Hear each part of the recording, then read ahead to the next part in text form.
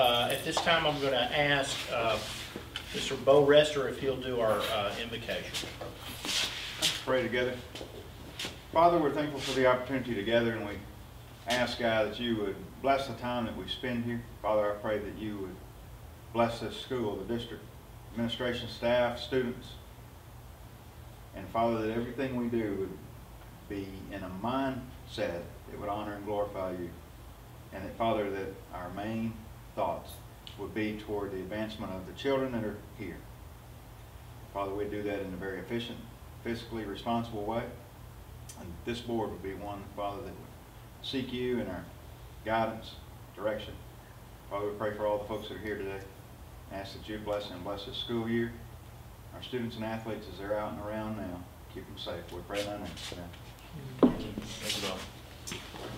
Okay, at this time, it's time for citizen input. I don't have a sheet. We're working on it, I'm sorry. Oh, we're working on the sheet. I'm not a good replacement for Dawn.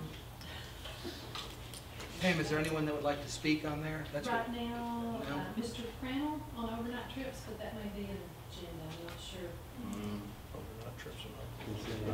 Within the consent down in there, yeah. Huh? Oh, it is They on are the in there, consent so. agenda. Consent agenda. Oh, consent agenda, you're right, sure is.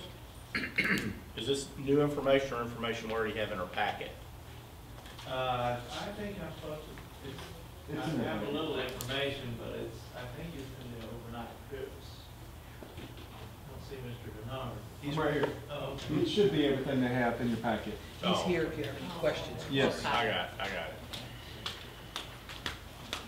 Well, Mr. Crandall, is it your pleasure to be in open session or be in, we can give you a piece in the consent agenda section.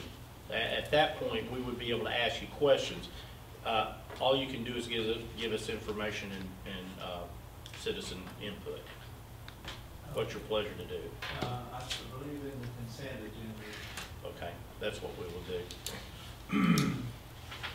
I don't see anyone else wishing to make a comment. I'm going to open that up on the floor right now. If there is someone that wasn't able to check off that they wanted to speak. Okay, I'm going to take that as consent that we don't want to do that. Let's move on to our celebrations. You want to start with elementary El Chico Award winner. Ms. Ewald.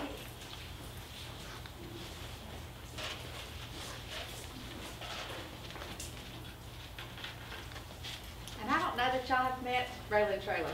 This is Raylyn Traylor, and she is our pre-K teacher.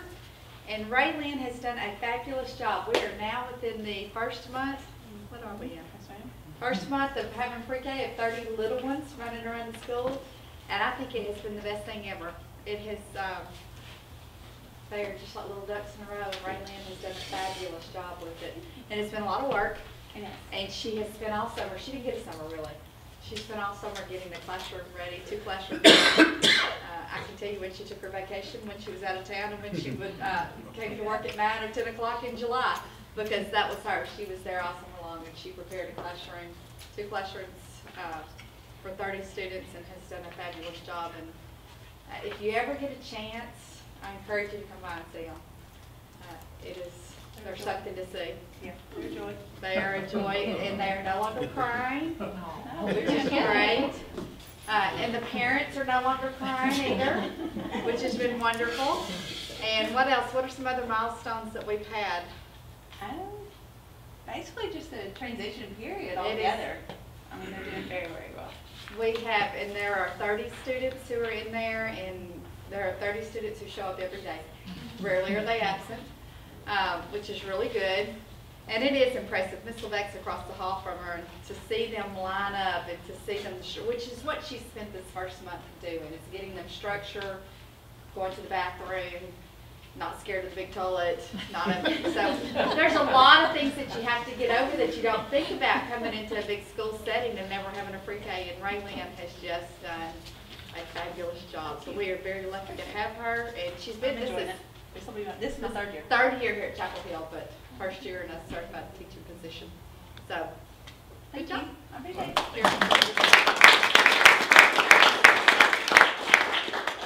Can we Clifton, do we have a junior high El Chico award?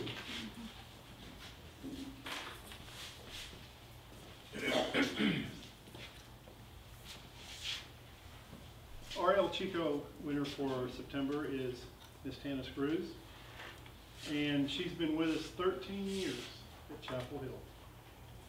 And I went in and I asked her what part of her job description was, and I think it seems like I do this every time, at least several times a year when we have a staff member that wins El Chico, and she wears a lot of different hats, so I'd like to tell you just a few. And that's probably why she won the award. Tana does our dyslexia for us. She does the MTA bundles. She'll get kids that'll come in. Sometimes they come in from the 6th grade and they've either partially completed or haven't completed at all. Sometimes we'll get kids that come in from other school districts, and she'll have to pick it up from where they left off. And she's been very good at starting where those kids need those modules and making sure that they finish them. And when she's had to learn a lot of this, we sent her to training, but she's had to learn a lot of it, and I know that it hasn't always been easy. And we really do appreciate the effort that she does for dyslexic kids, particularly because that's just one hat that she wears. Also, Tana does study skills for us, and for our study skills, what we try to do in that situation is she takes students that, for whatever reason, have trouble passing classes because they don't get their work turned in on time. Many times, the problem is they have organizational problems, or they have poor time management skills. And what Tana does is she makes sure they have their assignments, and then she helps them walk through them and get them turned in, and they don't get failing grades on that. And so a lot of times they just need a little extra time, a little extra motivation, and that's what she provides. She also teaches a careers class for us, which we've been doing now for several years. That would include going over, obviously, choices of professions, things that you might want to do with your education later in life. Pointing these things out when they're in junior high actually is a very effective way of trying to get students to start thinking about what is it they want to do with their life once they graduate from high school, and hopefully once they go to college and get a little training. And so we try to have a small part of that, and Tana teaches our careers class, and every year she takes her class, and I think we're going to try to do the 7th grade to a careers fair, which sometimes it's at the community college. I think this last year or so it's been at the Civic Center. And she's added a few more wrinkles to her repertoire. Tana also does lunch detention for us. We have a lunch detention program whereby students, rather than get a 0 or a failing grade on assignment, are assigned to a lunch detention, and Tana helps them make sure they get that assignment done. We have an after-school detention that Tana took on this year, which also includes not only running that program, but also contacting parents. And she also, last but not least, helps assist with 504 students. She now assists Cindy with that. And so as you can see, she does a lot of different things. And so it's a great pleasure that we present to her the El Chico certificate for the month of September. Congratulations.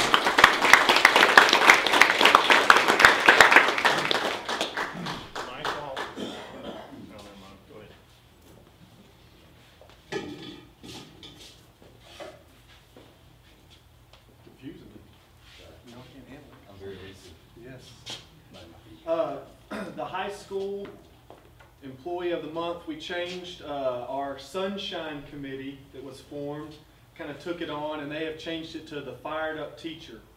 So we had our Fired Up Teacher celebration on Friday.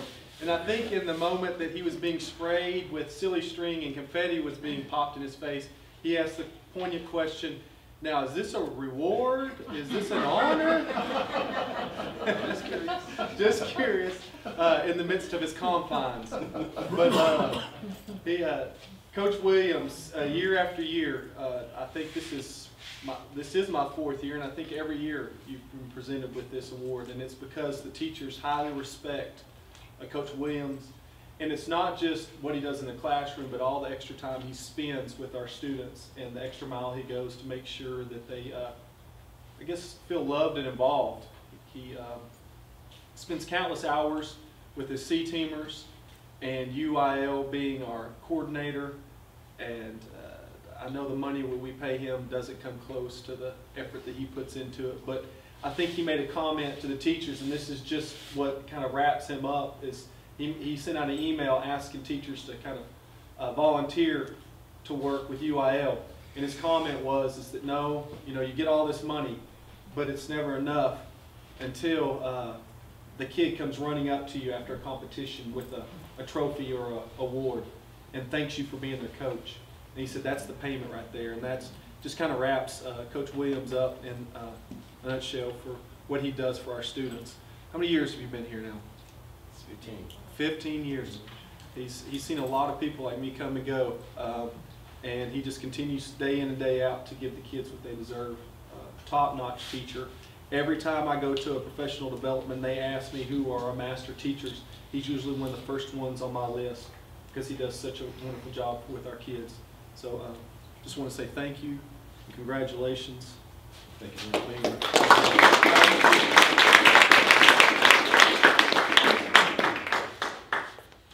Do you want to go ahead and do your Distinguished Devil first? Sure.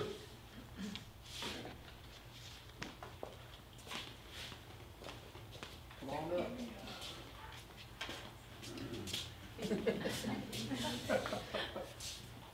Maria, didn't you get this last year or the year before? In 6th grade. In sixth grade. Yes. I remember that. Yes.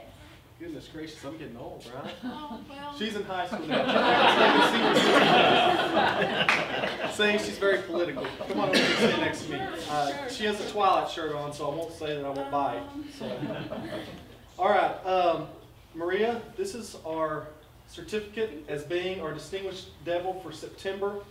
I did not know Maria when her name came across my desk as the Distinguished Devil. I'd seen her at the junior high, and I know that she'd been a pleasure at the junior high. So I called her in today and kind of talked to her a little bit, get to know her, and just told her how proud I was of her. That it's amazing to me that somebody within the first month of school that's brand new to the high school can impress teachers so much that she wins out of all the other students the September Distinguished Devil. And I'll tell you why, because of some of the quotes from the teachers. Ms. LeBlanc said, Maria Ramirez is the ideal student. She is the only person on the first day who came to me and explained her learning style. She goes home and reviews what we've learned that day. I feel privileged to Maria as my student. From Miss Denny, I am so proud of Maria. She is a sweetheart and uses every opportunity to learn that she is presented to her and unmatched in her willingness to work hard. It's so neat to watch her progress in the amazing young woman she's becoming. I know without a doubt there are more things to come for Maria's future. From Ms. Clements, Maria is an absolute joy in class. She has such a genuine heart and a positive attitude. She sets goals and drives herself to achieve them. She'll be a success in anything she does. Maria is a hard worker, and she always amazes me with her extreme, polite manners. She is a wonderful representation for Chapel Hill. Ms. Scalera, I would like to recognize Maria Ramirez. She has such a positive attitude. I've enjoyed her so much in class so far. As she asks a lot of questions. I used a word in class, discreet, and she asked what it meant. She keeps a journal of vocabulary words that she hears and records them for use later. I love her drive to learn. What we talked about today was she said she absolutely loves literature, and I guess she wore her shirt to kind of represent her favorite book or series, which is the Twilight series. She also told me that she. What's that? Well, it's the light. It's the light. Yes, it's yes.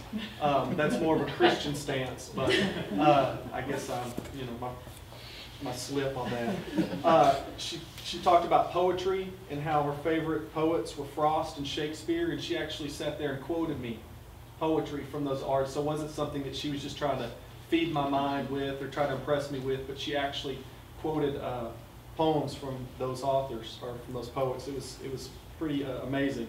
We went on to talk about how she's currently writing a poetry book, and she wants to get it published, and I told her when she finishes it, I know a way that we can get that done for her, and we'll get one published for her so she can take it home, and then we'll publish one for the library, and we'll put it in the library so students can check it out. So it was enjoying really getting to talk to her. She talks about what's your favorite subject in school. She puts English and art. So far, what's your best high school memory? The guacamole party and Spanish class. What are some favorite activities, organizations you have been in or are currently involved in? I've been in an after-school program helping and teaching kids with their homework, and I'm in the art club as well. What would you say has been an inspiration to you, your hero, and why? God, because he's put in my path the right and wrong things in life so I can learn from them. What are your plans after high school? I want to go to college to become a physical therapist, assistant, and then do as many careers as I can. What doesn't kill you makes you stronger. So just wanted to say once again, here is a gift card Thank you. to Hastings, and just congratulations.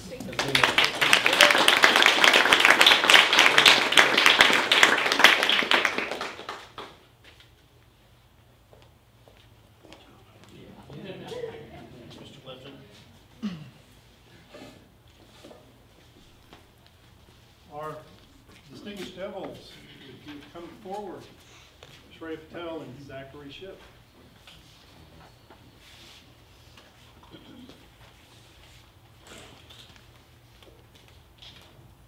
And Cindy's going to tell you all about them. Okay, Shreya, she tells me that she loves all of her classes in junior high. She said that her favorite thing to do in her free time is to read. She said that her favorite junior high school memory so far has been actually getting this award. And she said that the first day of school was pretty awesome too, meeting back with friends. Said that in the summer she likes to go to Southport, excuse me, summer camp for that summer, and she participates in UIL and academic rodeo. She says in high school she wants to she wants to be taking Spanish, and I'm not sure what that one is. Like medical classes? Yeah. Okay, and medical classes. She said in the future she plans on being a doctor to help people in need, and she puts a note at the bottom which just kind of tells you about her character. She says, "Thank you so much for picking me to get this distinguished devil. I'm very honored." That's pretty mature for a young 6th grade woman. So here's what her teachers have said about her. Said that Miss B, her choir teacher, said that Shreya always has a positive attitude and a great smile. She always has a pretty voice, and I'm excited to see how she is going to contribute to the sound of the junior high choir this year. Miss Terry, which is her writing teacher, says that Shreya consistently exhibits high character and integrity, and she shows proper respect to authority and peers, maintains diligence, dominion, and self-government. Shreya is a blessing to me, and I'm looking forward to getting to know her better throughout the year. Miss Adams, her reading teacher, says that Shreya is an excellent student that has such a big heart. She is kind to everyone all the time and is willing to help wherever she is needed. Shreya is a wonderful student. Those are all very nice compliments from her teachers, and we're very proud of Shreya. Congratulations.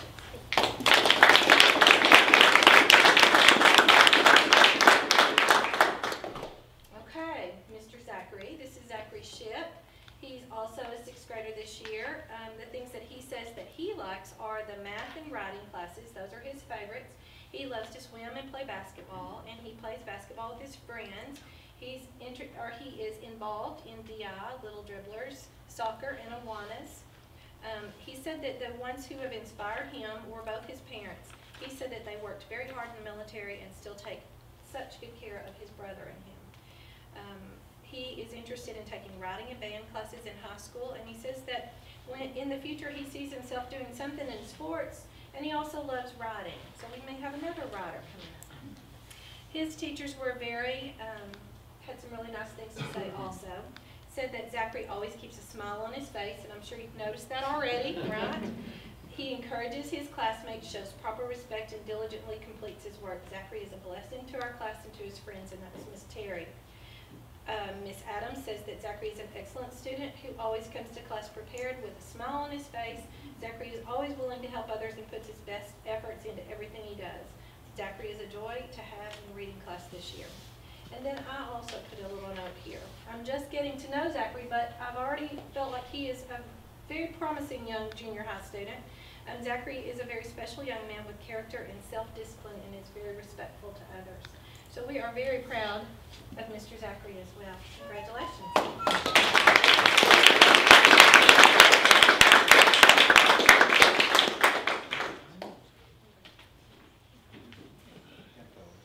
Great job, guys.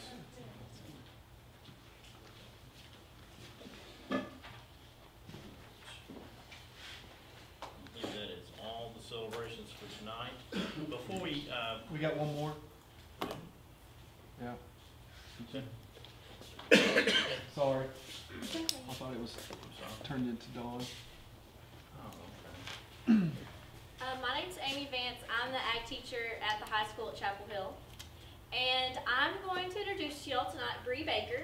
She competed this summer in our soil stewardship prepared speaking. I want to call it Soil and Water because the Soil and Water Conservation District is the one that sponsors it. So I keep calling it Soil and Water Speaking Contest, but it's called the Soil Stewardship. And what it is, if you don't know, which probably no one in here does, but they give you a topic every year, and this year it was called Forest for People. And they give you some websites that you can reference, and you have to write a 5 to 8 minute speech, and you got to do APA citation. It's like a research paper, and you memorize it and give the speech to your judges, which are usually Soil and Water Conservation District representatives.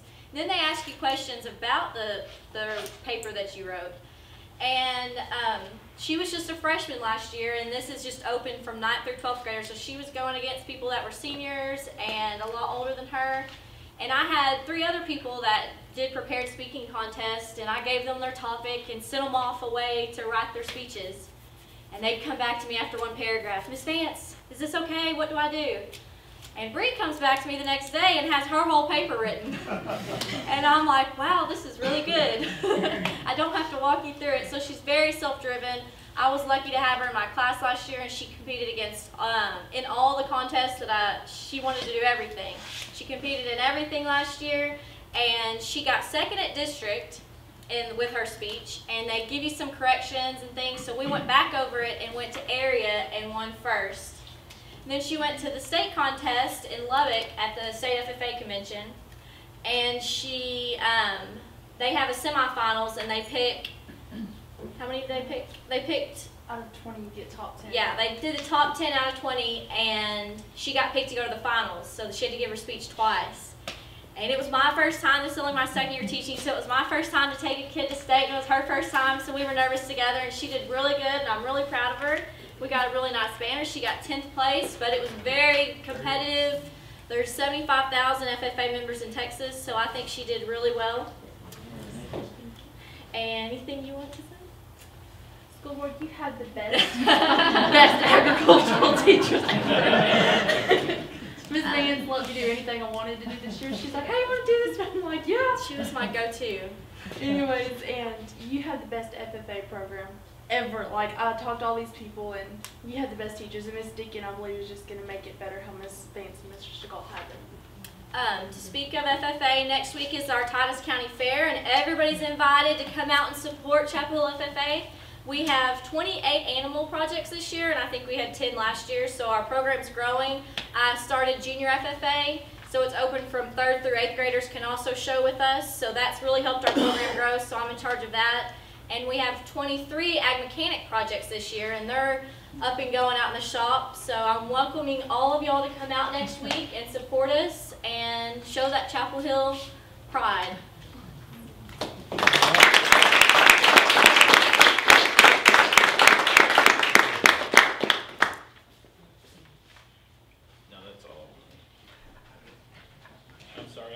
That one on my list. Sorry.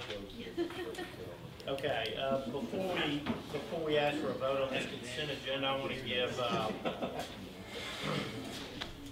Mr. Prandtl an opportunity to come ahead and discuss the Costa Rica trip.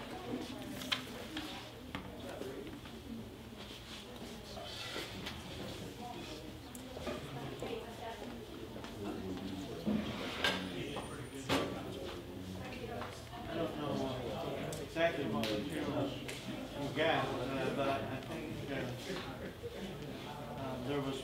kind of a summary paper, and had listed kind of a form. Just listed some things like this. Did y'all get copies? What's the, I think it's called the Spanish Academy.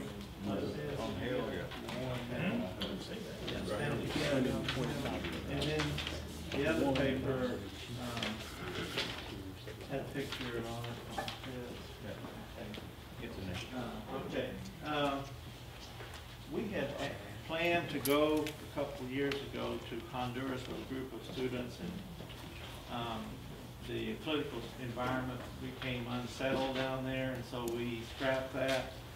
And this year we checked around. In Costa Rica, I asked contacts there and talked to people who had gone there this past summer. Everyone assured me that it was safe, and we have wanted to have a study, Spanish, sort of a Spanish crash course or immersion program in somewhere in Latin America, and Costa Rica seems to be about the safest place. And also we have contacts there that we have a lot of confidence in. And Ms. Denny and I and Ms. Ratliff and even Mr. Verchek has expressed an interest. She's also fluent in Spanish.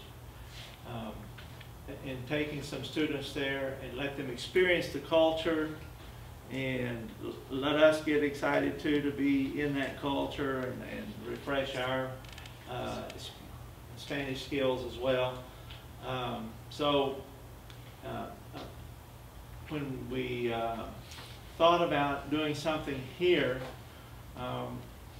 as a Spanish Academy, we felt like it would be good to have a day or two here, but then take a trip into Costa Rica to do that this coming summer. And the dates that we have proposed are right after school is out, June 5th through the 14th. And this would be financed by the students and folks that go. The teachers would not be paid anything, but we would hope to get some of our expenses from a program fee that the students would pay to be in the Spanish classes. The idea is to go to Spanish classes in the morning and then experience the culture and be out with the people in the afternoon. It would be mostly in San Jose, the capital city of Costa Rica, with an excursion or two outside the capital, possibly one overnight stay outside the capital. So basically that's what we're looking at. There's a breakdown there on projected cost, which includes travel insurance that would cover accidents or eventualities like that. The total cost with airfare and this housing, meals, and transportation in Costa Rica would be $1,950. So we've looked at other tour groups, and most of the tour groups are bumping around between $1,300 to $1,500, and there's no academy. There's no, it's just a tourist visit. And that's, I mean, it's not to diminish the value of that, but we'd like to have that time in the mornings of actually learning Spanish, intensified Spanish training, and then have the practical chance to use it in the afternoons and with some of the local people there that we could have a chance to be immersed in that environment. So that's what we have in mind. And of course, there is a chance that's another school. In this case, I have a daughter, it's a Spanish teacher, DeKalb. She's interested in bringing a few students, her and her co-teacher there. But if they did, it would make it easier for us to get a group rate maybe by having a group that's large enough to get a group rate on airline tickets. But if they did, they would, DeKalb would have to be responsible for their students. Chapel Hill would have no liability. for their staff or students. So that's what we're proposing. And I thought I would try to answer any questions if you have any about it.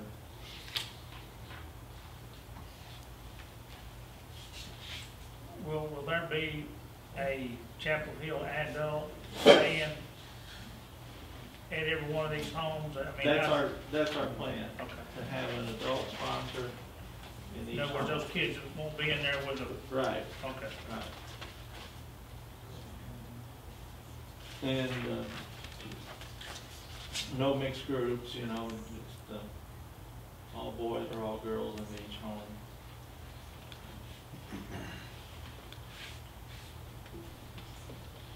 How many kids do you think are going out of this? Last time when we talked about doing this, we had about 40 kids that signed up, and then whenever it came time to turn in money, they thinned down to about 2, so.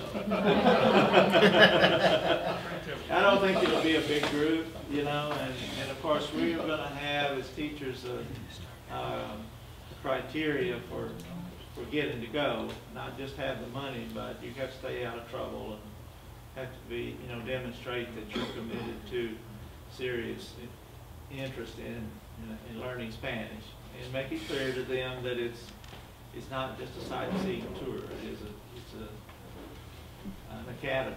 You know, we're just doing the academy mostly there in Costa Rica. $19.50 is per person. Per person, yes. And who's responsible for that? Is there? The students have to pay it themselves, or any adults that are going, if they're taking the classes. The only people that would not have to pay the program fee, which is $300, would just be instructors. And we have to come up either out of the program fee or our own money, the necessary funds to pay for our housing, and which would be the same as theirs. The $1,000 program, or the $1,000 housing fee, transportation, and everything it covers. The travel insurance, everything the students pay except that $300.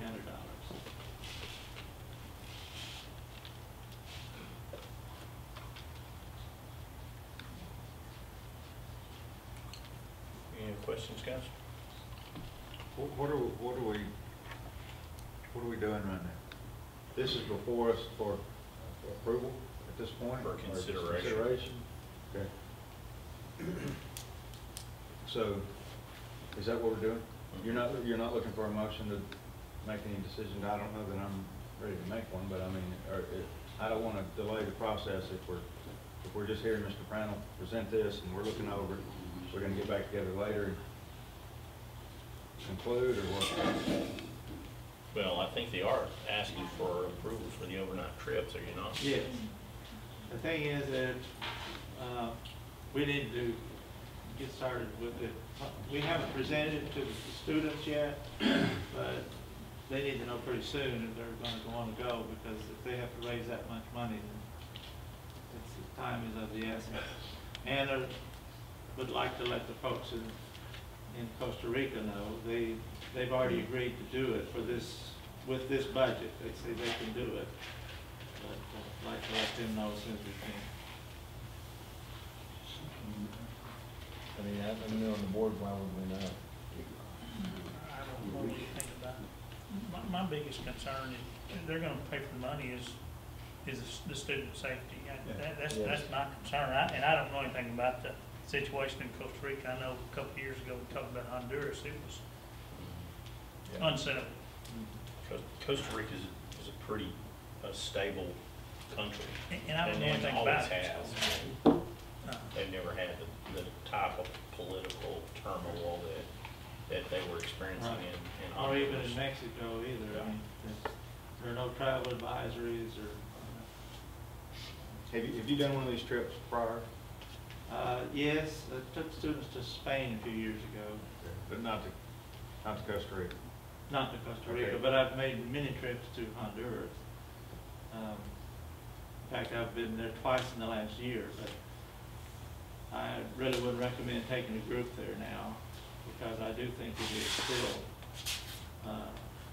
Yeah, my question's more related to your experience with a Right. group of students. So you've got that in Spain. Mhm. Costa Rica and the group that you've talked to there that's willing to do it for this budget, is that an organization that's what they do? That's they're a business that puts They're this not, on? they're not a travel business. It's the man that's doing it is a teacher at the university, a language teacher.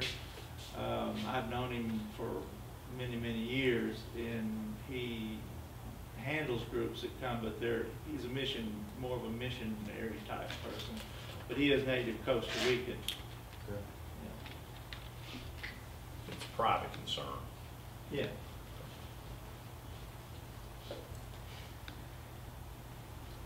In other words, he's not doing it in association with the university. No, it's a private adventure.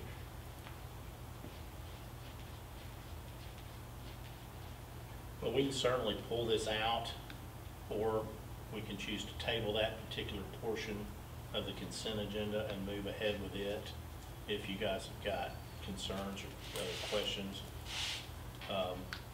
I'm assuming the reason why you're bringing this to us at this time is because you need the time to fundraise and, That's what get we the ball would prefer, rolling. What we've done in the past is we've approved these things, and sometimes they make, sometimes they don't make. Depends on how much support these kids can get.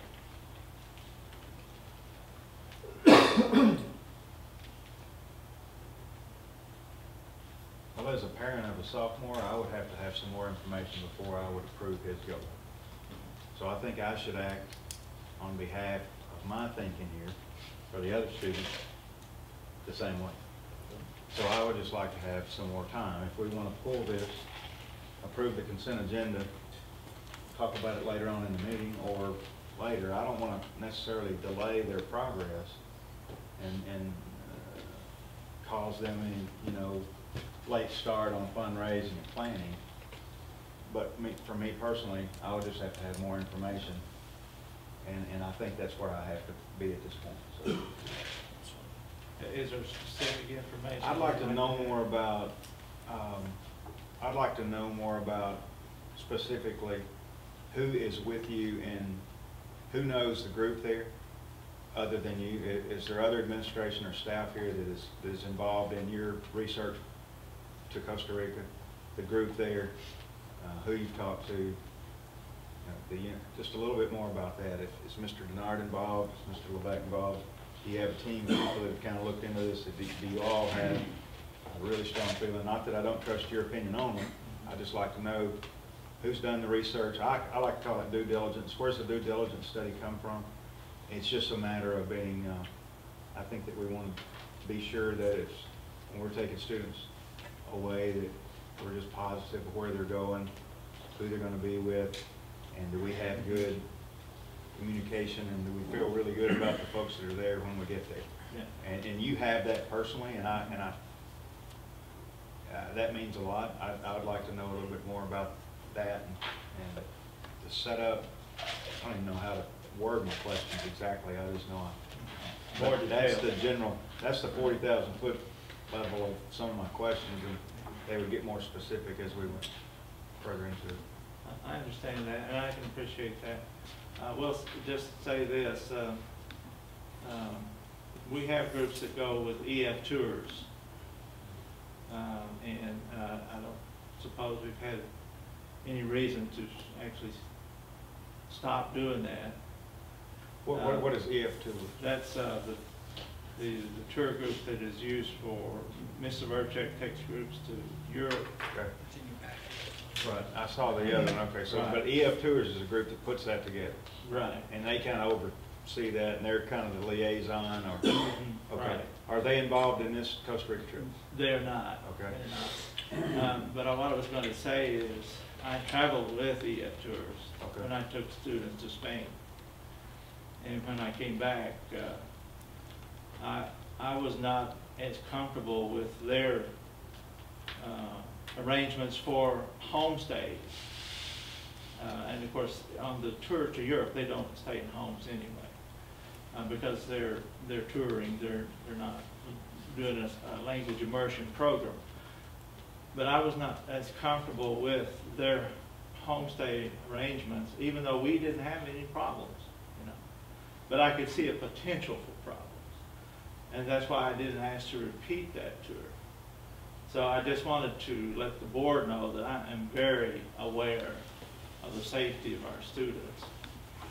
And even though I didn't feel like that was as safe a situation as I would like, because it wasn't as supervised as it should be. And I just didn't have as much confidence in the people we were working with in Spain as I do in Costa Rica.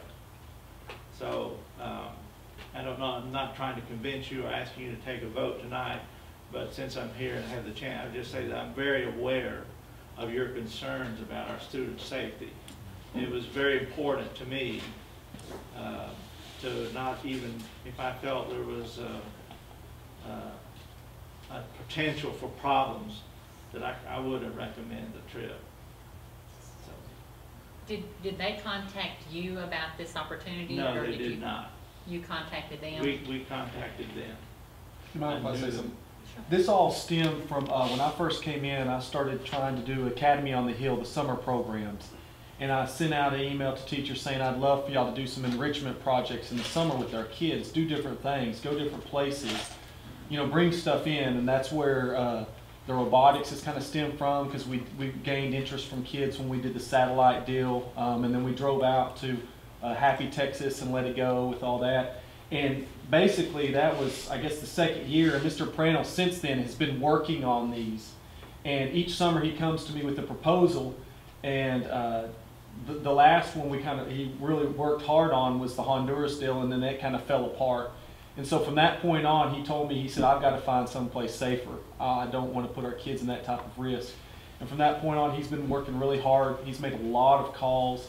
He's done a lot of footwork to find and to build this. And if there's anybody that just meticulously goes through things, it's going to be Mr. Prano. And it's my opinion that I don't think that I would even consider y'all looking at this if I didn't think it was safe, because it's not only him, but I also trust Miss Denny to be along with them, and Miss Ratliff.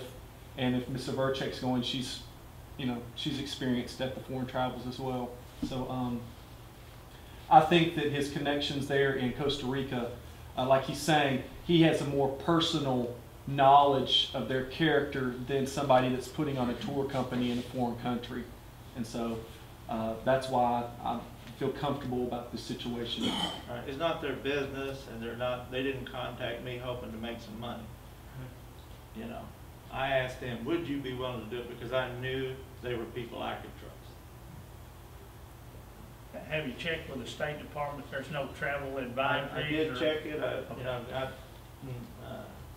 There's no problems at all. I've talked to people that come back from there this past summer, and I asked, of course, the contact right there in Costa Rica that we're dealing with, and was very upfront with him about our travel concerns. And if I could just read what he said.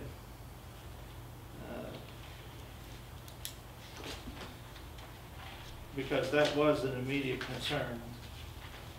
Let me find it here.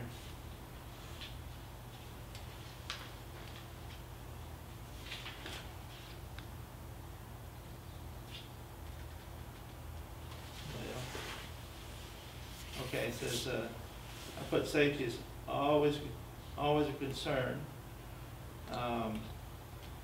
He says, however, the situation here is not like Honduras at all. As long as your people avoid walking alone at night, they'll be safe. Tourists don't get killed in Costa Rica. And I said, if you're in the wrong place at the wrong time, sure, but you can say that about Dallas, so. that's, I feel comfortable with it, and I just want the board to know I'm very aware of that. And thank you for listening. Okay, thank you. Is it the board's pleasure to pull this out of the consent agenda and give further consideration of it, or leave it in? Well, I'll defer to those concerned until he feels comfortable with it, because I know I was uncomfortable with the Honduras in previous times, so, I mean, I think until he's comfortable with it, I would defer. Well, why don't we go ahead and pull it out for now, and then we can give it some detailed consideration either later tonight or in the close future. I'm fine with that. I'd like to finish the conversation if we could. I'd like for him to be able to make plans. And I've got a few more questions, but not a tremendous amount. And I appreciate what Mr. Bernard said. And some of those final statements I felt like kind of cleared up a few more of the things that I had questions on. I'd like to know a little bit about your specifics, Mr. Prandtl, on what you felt like were unsafe and how you felt like that you were going to address those things in a previous trip that you felt like were unsupervised. So we don't have to do that right this minute, but I mean, I don't have a long way to go with it, and I don't want to hold up the process, but some of those things I think would be my questions that I would be asking if Ethan were going to be on the trip, and I think that's just the way I should approach it if any student here to me. Well, I think for to streamline our process here, let's go ahead and pull that out. And are you going to be available, Mr. Prandtl, later in the meeting? Yes. Okay. Let's go ahead and put that a little further along in the meeting so we can get some of our other matters taken care of. Going ahead and pulling the overnight trip for Costa Rica out, I'm assuming you have had opportunity to see all the rest of the items in the consent agenda, and at this time I would ask for a motion to accept. Can I ask a question first? Are there other overnight stays in the, I saw other overnight stays. There are. They're in the consent agenda as well? Yes. Has that been normal? We've decided a couple of three. The board asked for that. Yeah. To be put in the consent agenda and then a form that gave all the particulars so that you could go through that, who, what, where, when, why.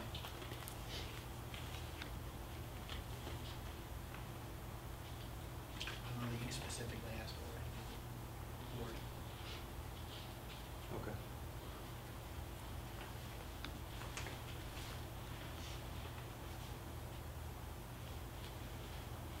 I've looked at those. I've looked at the entire consent agenda and looked at the whole thing. So I did not realize that being at the, I guess I kind of thought those were in the next section.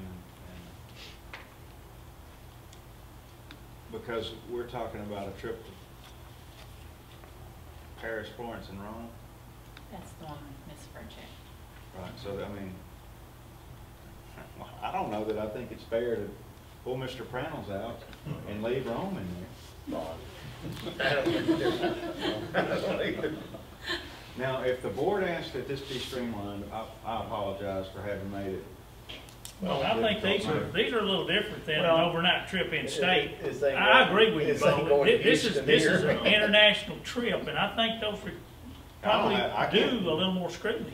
Well, I will never be able just to read something posted here like this, and I did my homework on the consent agenda, but I can't look at something on here with respect to Mr. Prandtl or anyone. It's not a matter of not respecting, but I can't look at it on this thing and say, they want to go to Rome, I guess I'm good with Rome. I'm not quite there. I think the intent when we decided to go with these approval of overnight trips were overnight trips regarding, like if the FFA is going to Houston for a couple of days, not when these guys are going out of the country.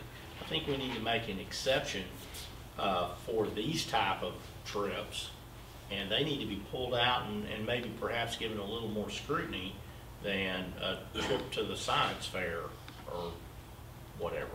These, a little more weighted situation than the run-of-the-mill FFA trip, or not to say that Since those the aren't people- important. my question is on new board, but since the people are paying for it, why is the school attached? Well, because we have to approve it if our students go, regardless of who pays for it. They can't, It's a school-sponsored yeah, if it's a function. school, One that we it's a would school-sponsored function, be so willing to sign off on is that we have to approve they it. have our support. I don't mind that, I was, Well, plus we still incur a little bit of liability. Would you rather? Mr. President, I move that we pull or table all of the overnight trips that involve international travel from the consent agenda, and we can approve the rest. There are a couple of trips in here to Houston that look to me like kind of the normal trips that I'm okay with those. So, I'm not saying I'm not okay with these, but if we're sending students out of the country, I think that I think it bears some time to be sure that we're all on board and we feel like everybody's done the work that Mr. Brownell's done to prepare for. I'll second that motion. very good. All in favor? 100%. Let's move on. That is, That being said, we want us to do due diligence. Mr. Denard, Yes, sir. need to have Ms. Severcek prepared Good. and Mr. Prandtl to some further, obviously he's tonight, so we can have that discussion here. But we're gonna need Ms. Severcek to come in front and we can. Because definitely don't want to hold up their plans. Well, I don't think we are. I think money is coming in. I don't think that's what Bo's saying. I think basically they are continuing on, but it's get everything answered. And so if there are some Yeah. particulars there, we can make those considerations and adjustments now. I agree. So we're not telling her for that, but we're getting all the particulars in I'm line. not saying no, it's just tell us more about the trip. And we could do that with Lily at the next board meeting as well. And we could do that with Mr. Prandtl at the next board meeting as well. well, we delved in, I think, enough with him. I think we could make an approval of that trip if we can get some questions answered tonight. I agree. Okay. So if you would, hang on, I think we can get you taken care of. But let's, I'll have her out there till the But With that said, in the future, I think if we're going to have trips that are going to be going outside of the country, they need to be handled as an action item as opposed to a part of the consent agenda. I'm still cool with doing the regular overnight trips that do not involve international travel. I'm guessing Mr. Coach Grissom will probably want to go to potentially to Ground Rock for that mid-season cross-country trip that they usually do. State. He usually goes to the state. Before that. He usually goes Oh, about it's like a mid-season regional? down there for a, no, it's an It's just invitational. it's just at the- yeah. But he likes to get the kids to run there. To Just get be used to the familiar with course. the Right, course. and so those kind of trips, I think are perfect for the consent agenda. We know that, it's something we have history with, it's happened, and it's the same type. You know, we're familiar with that and comfortable with it. And for the streamlining the process, I would have no problem with that being the consent agenda. Okay. Let's move on to adequate yearly progress, or AYP as we've come to know it. Let me ask you this question. I felt that my motion was to just pull those items out, and I don't know that we've approved the consent Well, I agenda. thought you said we could approve the consent agenda with those. I would have worded it, if it was worded that way. Okay, I misunderstood then. Then I will need a, Pam is shaking her head. His motion was to pull out all that involved international travel. Sorry. I think, and then what, approve the rest, or just pull that out? Just pull it? Just pull it Well, out. that's, just pull that out. that's Okay. what my intent was. Okay, And then and with we that out. voted on that, okay, then we need to go back and vote. I still need a motion to approve the consent agenda with those items removed. As the consent agenda now stands, I move that we approve it. Yes, sir. Second. Second. All in favor? 100%, thank you. Okay, yeah. We will move on to what is the highlight of my year, the AYP progress report. Mine too. Okay. AYP. We'll make this short and sweet. Adequate, AYP stands for Adequate Yearly Progress, and this is part of No Child Left Behind, or what it's known as now as the Elementary and Secondary Education Act. And just to kind of refresh your memory, the AYP is, it's a lot like our state accountability reports, but it's much, much, much briefer. They measure us in ELAR, which means English, language arts, and writing. They measure us in math, and then in our graduation rate. Within those measures, they have two different measures. They measure us on performance and then on participation.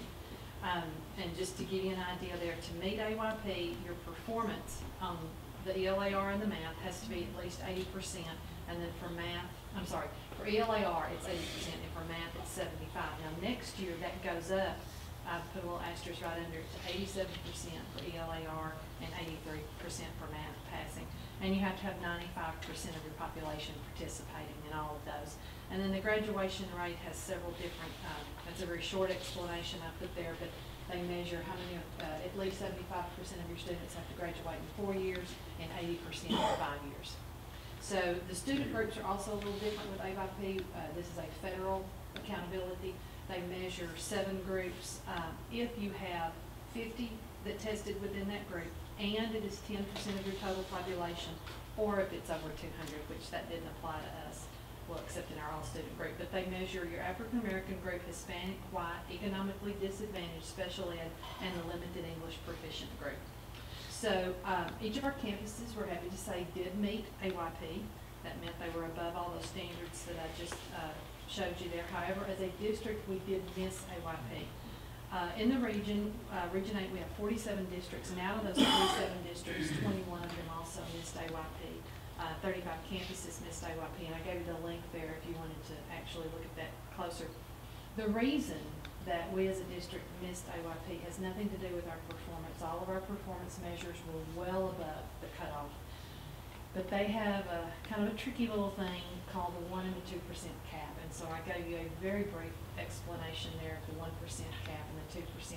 But what this means is the 1 and the 2, it says no more than 3% of our students can be counted as proficient on tax M, the tax modified, or the STAR, or the tax, I'm sorry, it will be STAR, or the tax alternate.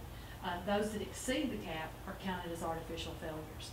So we had very good passing rates for our students that took those tests. Those are for our students that are identified with disabilities.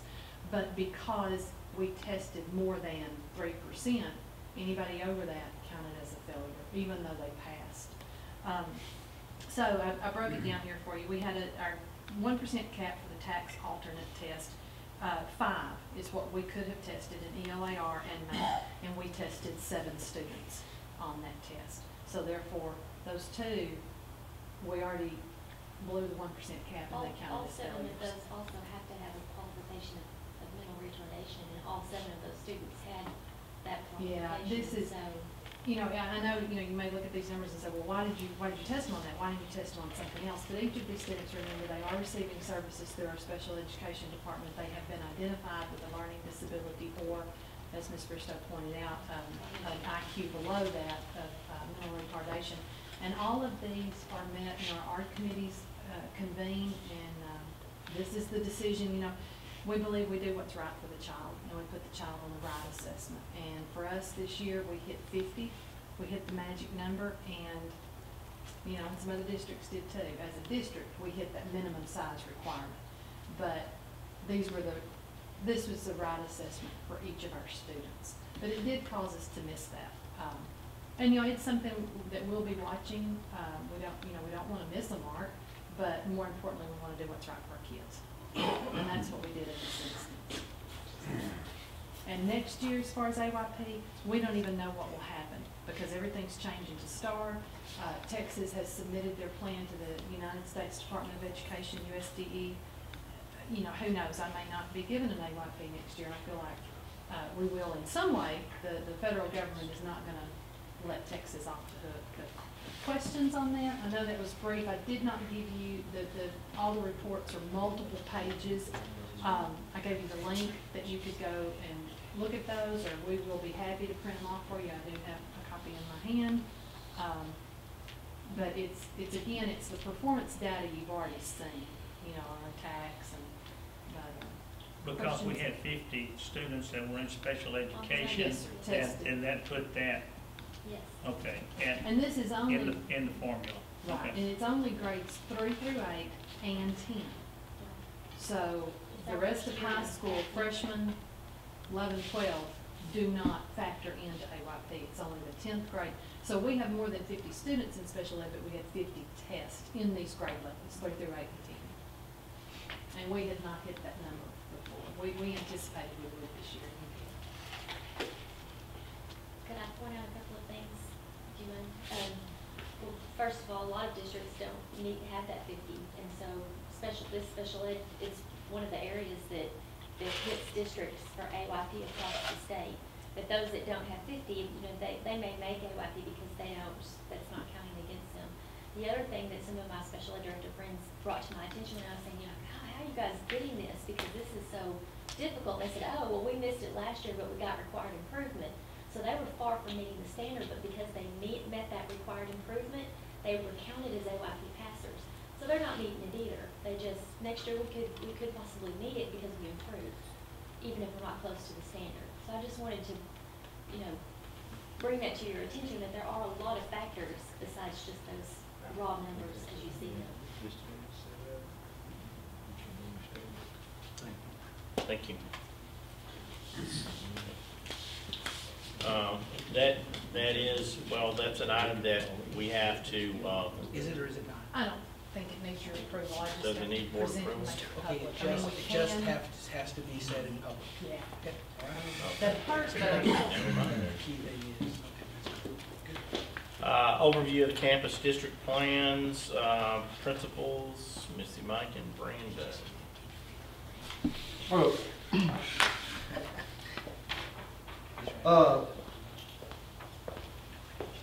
In your board books, you should have a kind of an overview of what the campus improvement plan is for a high school. We are in a transition period this year, moving from, I guess, the typical paper-based campus plan that you usually see on a principal's desk that just collects dust and they never refer to it, to a program called SNAP, which is an online system that is clearly driven by the comprehensive needs assessments. So, and through that process, through Region 8, there's a lot of input from stakeholders. There's surveys that we're getting out to teachers, to students, to parents, that then come back in and feed in rubrics that are basically color-coded with red, yellow, or green, and you can quickly see areas that you need to improve, which will then drive your campus improvement plans. The Site-Based Decision Committee has already met once this year, and from that process, we kind of retooled some of our goals. For example, if you look in the high school section, the very first goal, we had to put in there something a little generic for the simple fact of is that at the end of course, we don't really know what it is because they haven't given us any type of standard of what the passing rate is. They haven't given us any scale scores. So what we really wanted to say was the incoming 9th grade of 2011-2012 will meet the passing standard. We don't even know what that is, so that's kind of what we had to put on that part. But that we just stay focused on the math and science, Hispanic students, the economically disadvantaged, because those have been our traditionally areas that we've struggled in. And so those, we want to make sure that we stay focused on those. And I'm not going to read all the other ones. You're intelligent people. But basically through this process, it's going to be a living, breathing document through the year. That basically these goals, by the end of the year, could possibly change. We could find out from this feedback from stakeholders that, you know what, we really, when we talk about the parent and community involvement in the education of our students, to assure that maybe it needs to be a little more detailed, maybe it needs to be defined a little bit better. But we'll have, when you get into the campus improvement plan, you do have strategies, and so that's where you can get some more of that specificity. That's kind of our overview. You can see it. The reason I included the top 3 is because in that SNAP program, those are included in it because their philosophy is that if you're working toward a district goal, which is this systemic process, this SNAP is part of this systemic process that we're started. They said that each campus should be working towards those top 3 district goals as well. It shouldn't be counteractive. So And that's kind of what we're working towards. Questions? All right, thank you.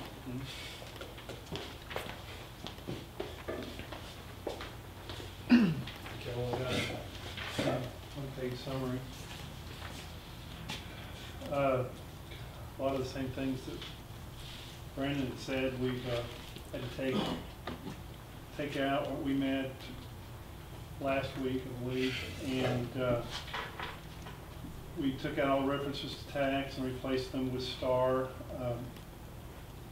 The STAR standards we tried to embed in our campus improvement plan, but like what Brandon was saying, we don't really know what those standards are yet.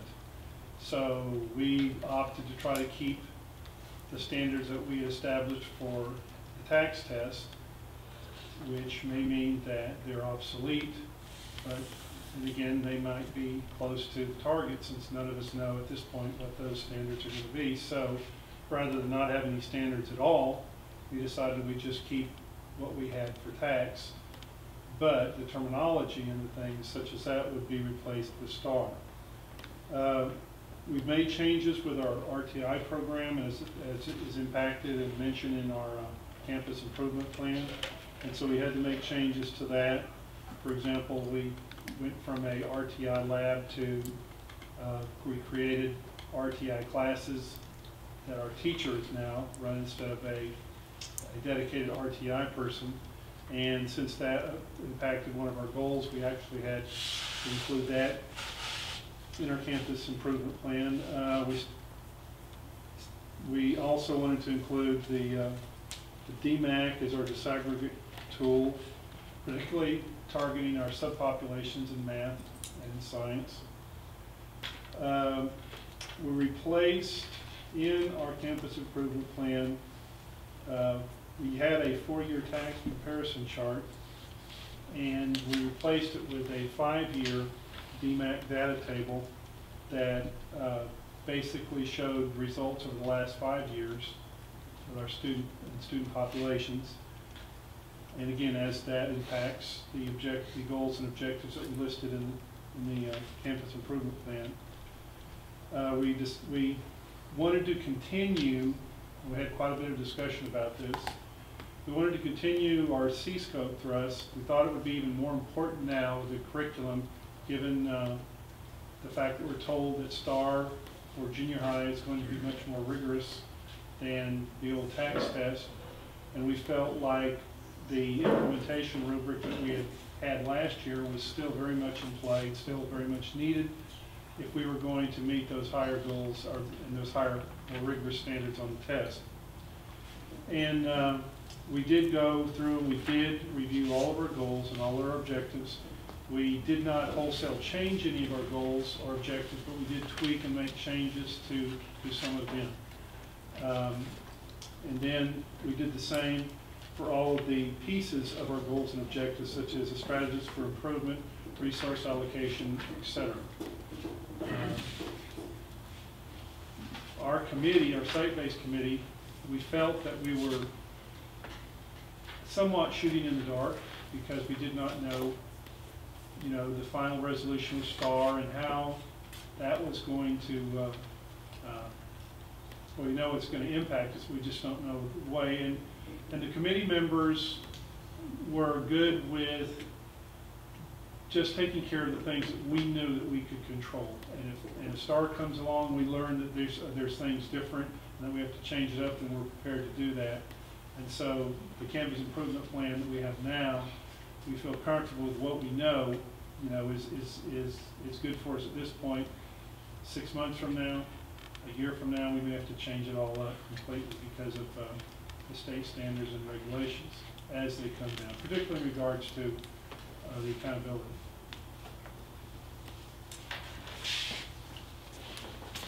Well, I do believe Brandon and Mike covered it. They're done. The big changes I'm not going to go through. I'm like Brandon going through the new process of going into the SNAP, so we are going into a new way to put in our campus improvement plan. So the big changes you're going to see on the elementaries, we're going to continue with the student improvement. This is a very unique year because it doesn't count for accountability, so it gives us a lot of room to really study our rigor, knowing that we don't have that test, the accountability of exemplary or whatever looming over our head. And by doing that, we're going to look at professional development and where to go with that. We are going to focus on, because our weakest area based on the data was in reading and our subtopic of Hispanic, so we're going to make sure that we focus on that.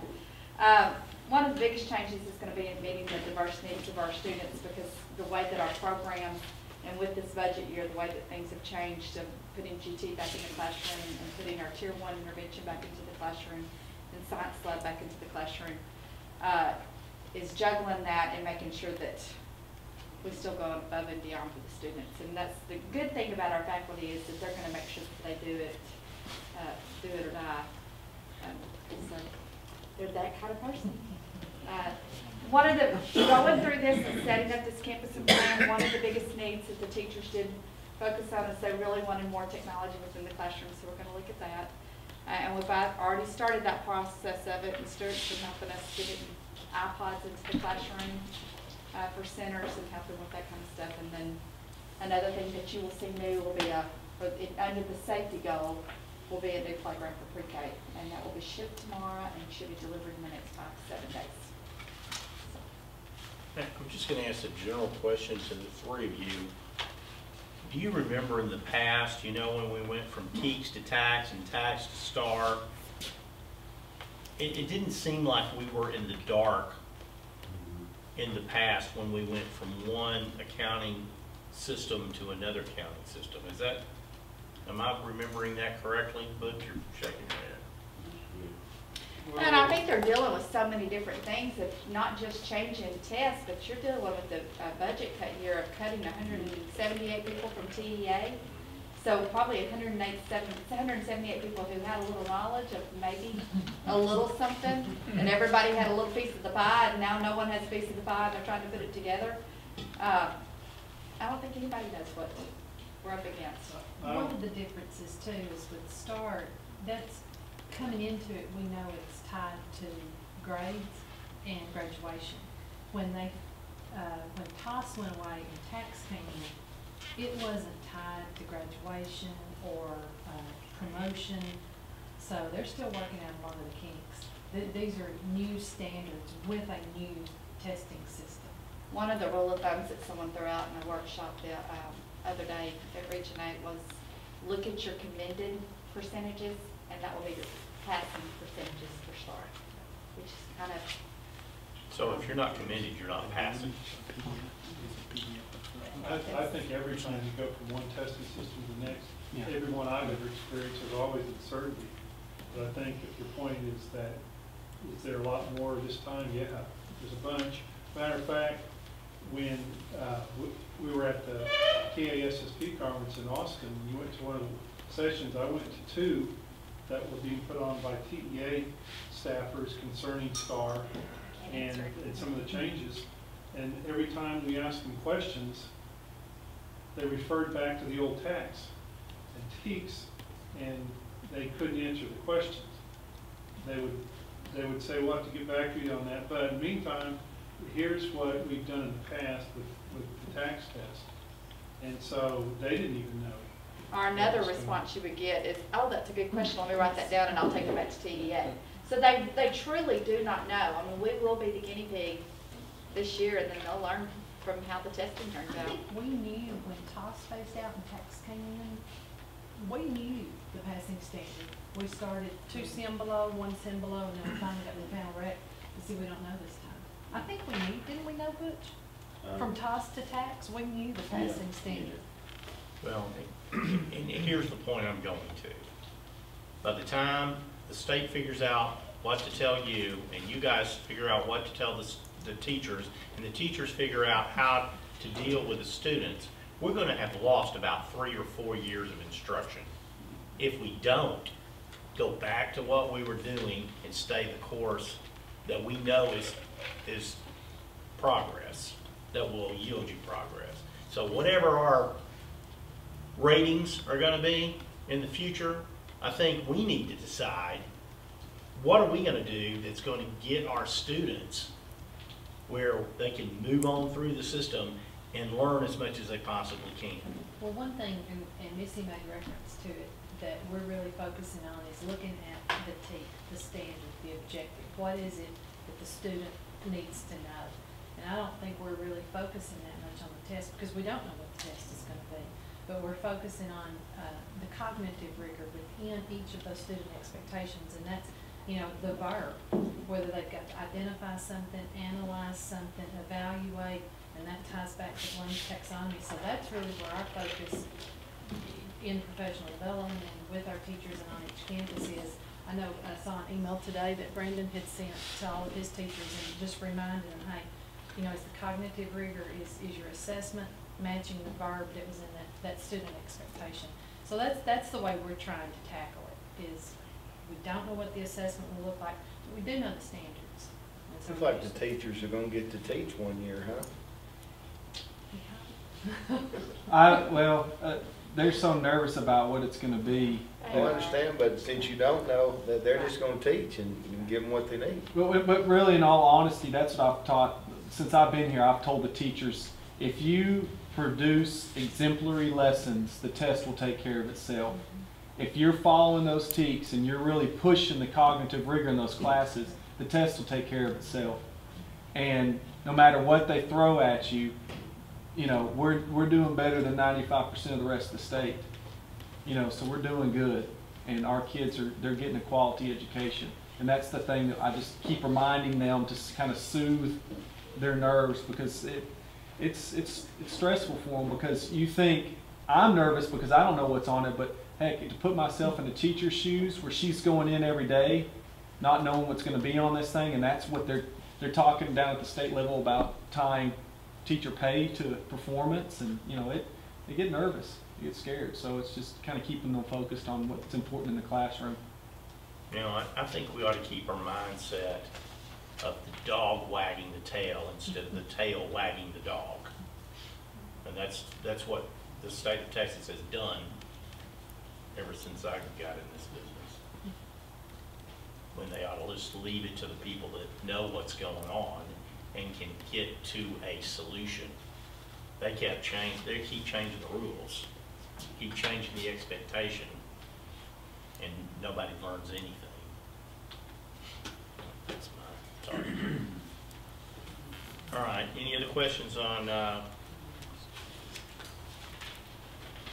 these campus district plans? Thank you, good job, guys. Mr. Burt. School Reach. Okay, so in the past couple of years, we've used a text message system to where we can quickly reach our parents in case of school closings, school emergencies, anything we wanted to contact them with. And with the caveat of telling the parents, we're not going to just overuse the system. So I found Mr. Levesque and I found a company called School Reach, and it's one of the many parent communication systems out there that will kind of bring that to the next level for us. So we met with School Reach, and they seem to have the best product. And what School Reach will do is it integrates with our student information system, technically. And if one of the many things it can do is attendance. If a student is absent, at 10 o'clock each day, it'll call the parents of the absent students and say, hey, just a heads up, your student was absent this morning. If we so desire, that's one of the features. The coaches can have accounts to where if they have their group of kids, they want to notify just those parents, hey, the basketball game has been moved, or there's been something that happens with sports, they can quickly notify. And this is not just through text messaging, it's also through, it'll make phone calls. A lot of our parents don't have cell phones or they don't use text messaging. That's becoming more and more, but this will actually make a phone call and you'll hear a recorded message. The company has said that they can do 3,000 calls in a couple of minutes.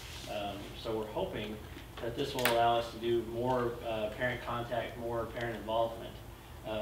Not only notifying of school closings, but of other events that we would need to get the word out to. Since it integrates with our student information system, we're trying to get the most accurate data in that, and there won't be any parent opt-in, it's just everybody's a part of that if we have good contact information. So we just pulled the trigger on that last week, so that's something we're gonna be getting ready to do. It says that will send out the student handbooks and the directories. I'm reading one of the examples on this. I mean, does it just send it as a document or? Well, you can do mass email, through that as well, to where we can collect the email, and it'll, we put in there, hey, this is a PDF that we want to be sent, and they'll do all the mass email. We have the ability through Gmail as well, but that's one of the features they really didn't ever sell that part to us. That's a cool feature. So what student information are these people gonna have access to about our kids? I guess that's my concern. Well, they'll link into our system, and they pretty much get what we give them. So it's a one-way access, and when they link into our database, we have our local database. We set up pretty much, we want them to have just the phone numbers. So they wouldn't even get student IDs. They would get, the student ID would be hidden when it goes across. So that information is going to travel, but it's going to be encrypted to where they won't be able to read the student ID. To where when we log on, we would see the data that they have. Pretty much it'll be the parent email, if that's in the system, and the parent phone numbers. So that's the only system. Okay, so they won't have access to all of our kids' personal information? No. Because when we tie it to our database, we give them control of what we want them to have. So, and we'll pretty much only give them the stuff they need, which would be the telephone and email. How do you clean it out? How do you make sure you don't have bad numbers?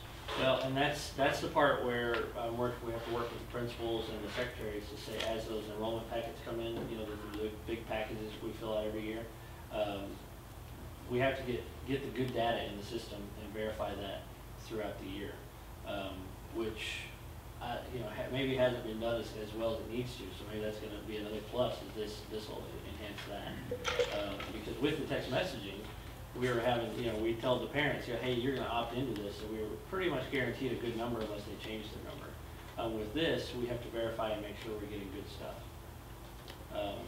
If a coach knows, and they want to build a list for their students, and they want to mass, notify just their students, they can put information in, but it won't go back to our student information system. That right only goes one way.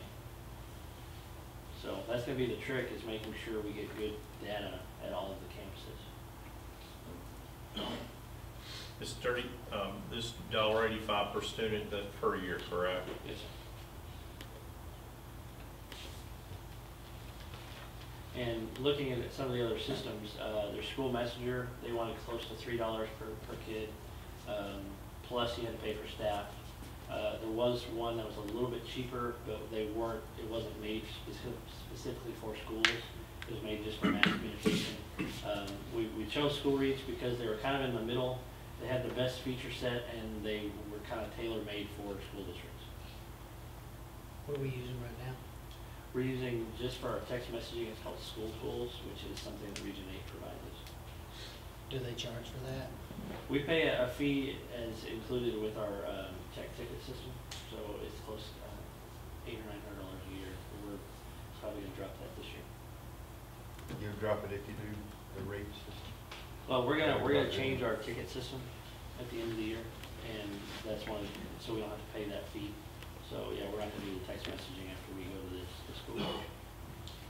Because school used to do all of that part for us, so we really don't need that part of the school tools that Region 8 provides.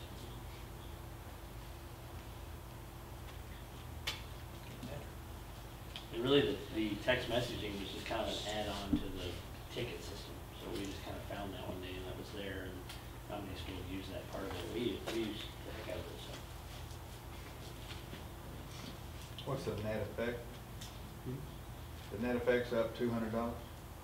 No, it was $1,700 for School Messenger, and it's about $900 for the school tools.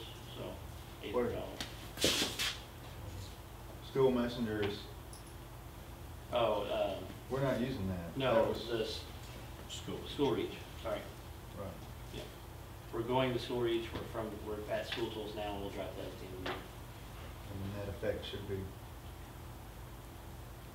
about $200. About $700. Saving? 700 we'll spend extra for. Yeah, okay. for parents. All right, okay. But in my mind, I think this is definitely a plus because we can set up all sorts of communications, not just text, but stuff that we need to get out there. You know, right now, we're just using the text messaging for, you know, emergency school closing type stuff, but we can do more communication, not just emergency.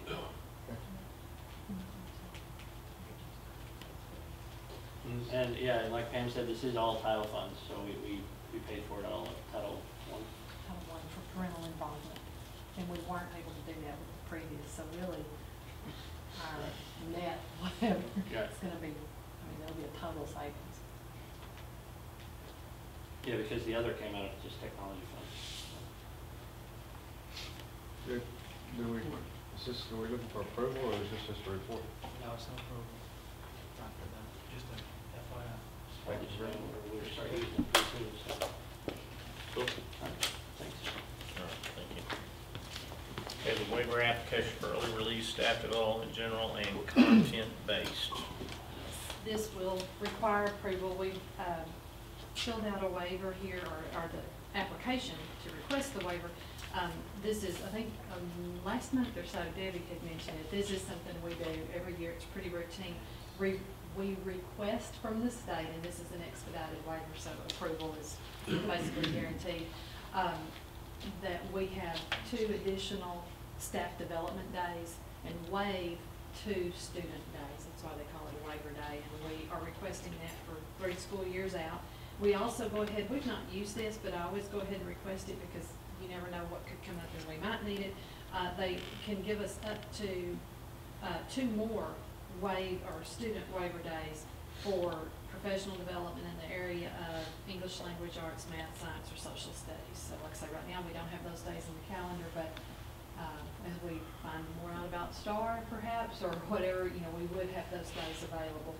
And then the early release waiver, we have to request those up to 6 a year. We use those on semester exams, usually around Christmas, and then this year we'll probably use one for our UILME when we host elementary. But pretty standard. Like I say, it is an expedited waiver. It does require a comment from our site-based decision-making committee, and we've had that signed by Susan Sisman, and the comment says, approval of this waiver will assist us as we work to align our curriculum and instruction vertically and horizontally by allowing time to provide necessary training and professional development.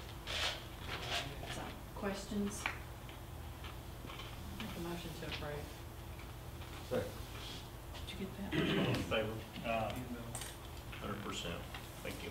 You need to sign it. I do need your signature on that.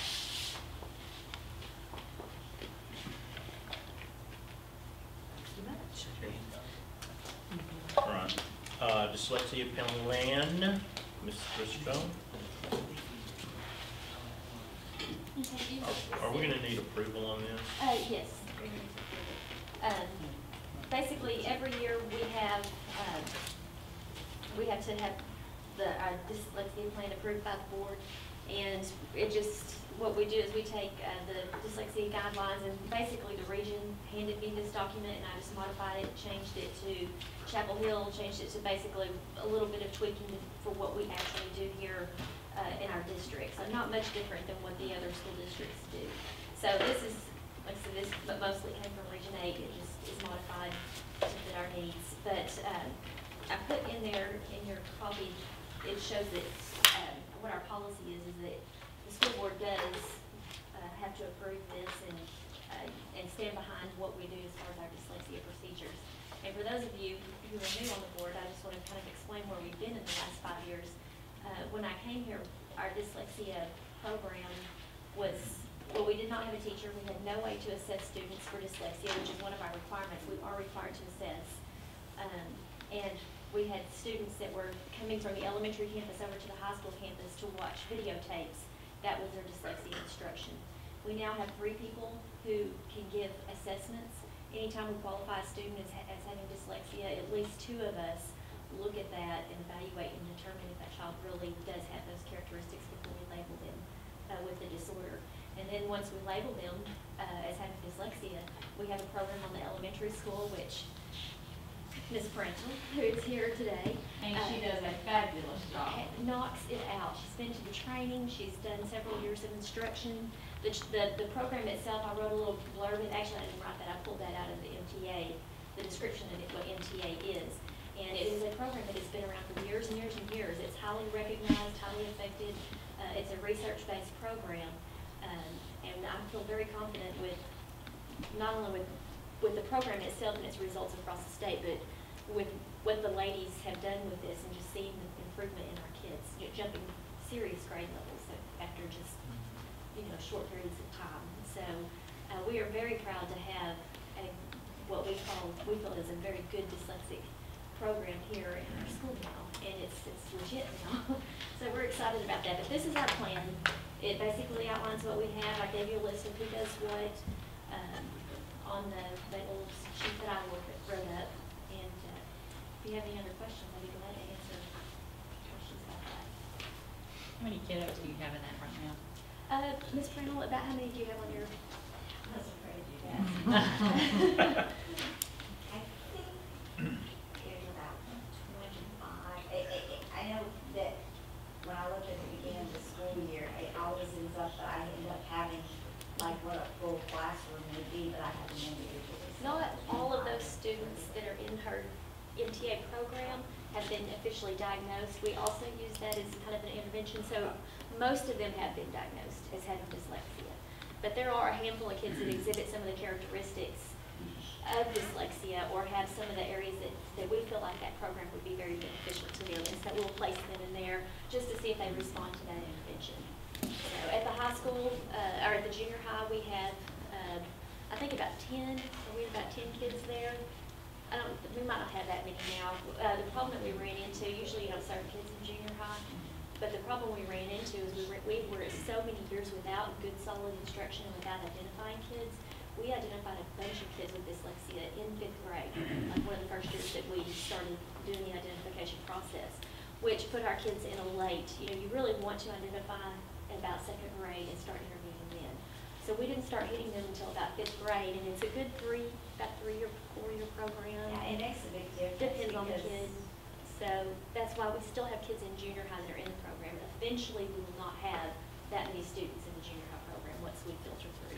So your hope is to catch that Yes, very kindergarten, often. 1st grade, Yes. and then they're out of it by the time. 2nd grade is pretty much right around the average when you really start recognizing. Maybe the end of 1st grade, beginning of 2nd grade, that's the best time to catch them. And they really don't like you to do the assessment too much on below 2nd Yeah. graders. So that's I had my first grade group, one of them. And some of those 1st graders, they may not be dyslexic, they may just have a lot of tendencies, and we feel like, okay, this program works for phonemic awareness, it works for, mostly phonemic awareness, but if they have real deficits in that area and it shows up on the TPRI, we may put them in with Ms. Prantle, and if they may respond favorably and move forward and not go through the full program. Or they may truly be dyslexic, and we've already been hitting it at an early age.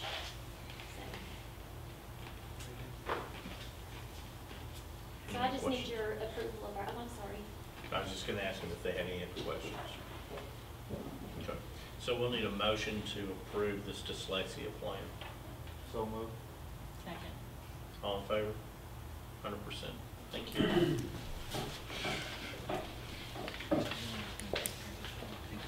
Policy issues, Mr. Denard? I guess about 2 months ago, we came to you, talking to you about STAR EOC and the policy adopting, basically stripping out all the teeth because TEA was given local control over how much it counted, if it counted towards for class credit and all that kind of stuff. And I talked to Judd over Mount Pleasant to kind of see what they were doing, talked to Pittsburgh, talked to a couple other school districts, and we presented to you that until we knew what the tests looked like, until we knew the validity and the reliability of the test, we wanted to basically pull all the teeth out of it as just to kind of protect our kids. Y'all approved it, we moved forward. then when TASB got that information, they bounced back an email to us saying, we have some bad news for you.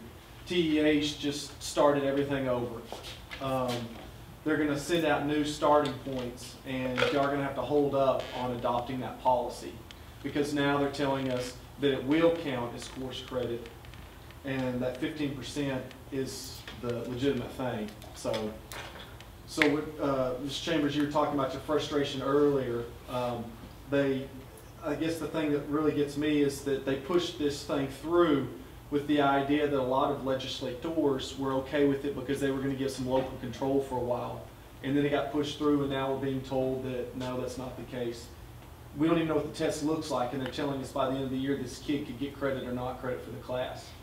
So it's a little frustrating for us right now, but we got to move forward. So we're just, right now, this is just an informative information for you to let you know that that's what's happened. That's why the policy isn't going to change online, and that we'll be getting back to you at a later date to kind of tell you what TEA is sending out to the districts on all the kind of the nuts and bolts of what they're expecting. So, okay, that sounds kind of like we need to rescind our policy change then, correct? I don't know, because they're not accepting what we're in, so we don't have, I mean, it's not. Yeah, TASB didn't put anything up. So what we have is. Okay, so they effectively did not change our That's right. policy. As soon as they got our policy fed to them, they bounced back an email saying that we've gotten a different word from TEA. You're going to have to start over. And so we kept waiting and waiting, and we're finally like, well, what is it? They said, well, TEA haven't even released it to us yet. So, I guess my twirling our question thumbs. is, why are we even here if we're not going to be able to make any policies? Why don't you just tell us what you're going to do and just eliminate all this trouble? I agree, but that's kind of where we are right now with that. So, where's the paper when you need them? But on a good note. On a good note. Second issue, which will need some action items, is that, like the young lady Bree said earlier, we're very excited about Tracy Dickens. She does have a master's, and we're going to be able to provide some embedded dual credit instruction at Chapel Hill for ag. And the two classes that we're needing to be approved are the Advanced Animal Science for this year and Advanced Plant and Soil Science.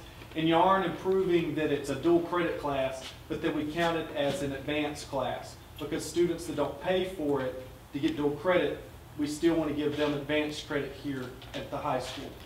So, and that's another thing that I wanted y'all to understand is I've created an account, it's the Student Services account, where kids, if they're wanting to take college classes and can't afford them, from the money we raise from the Harvest Festival and from the Chef organization, I'm putting that in there.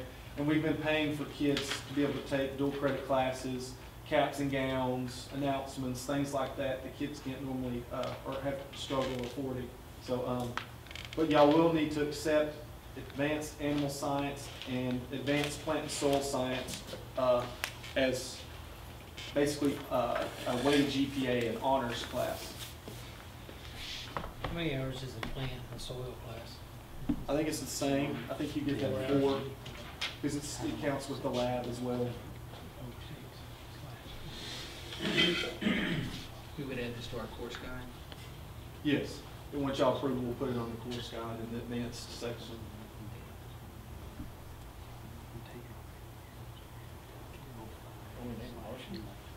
I'll move with that. I second. All in favor?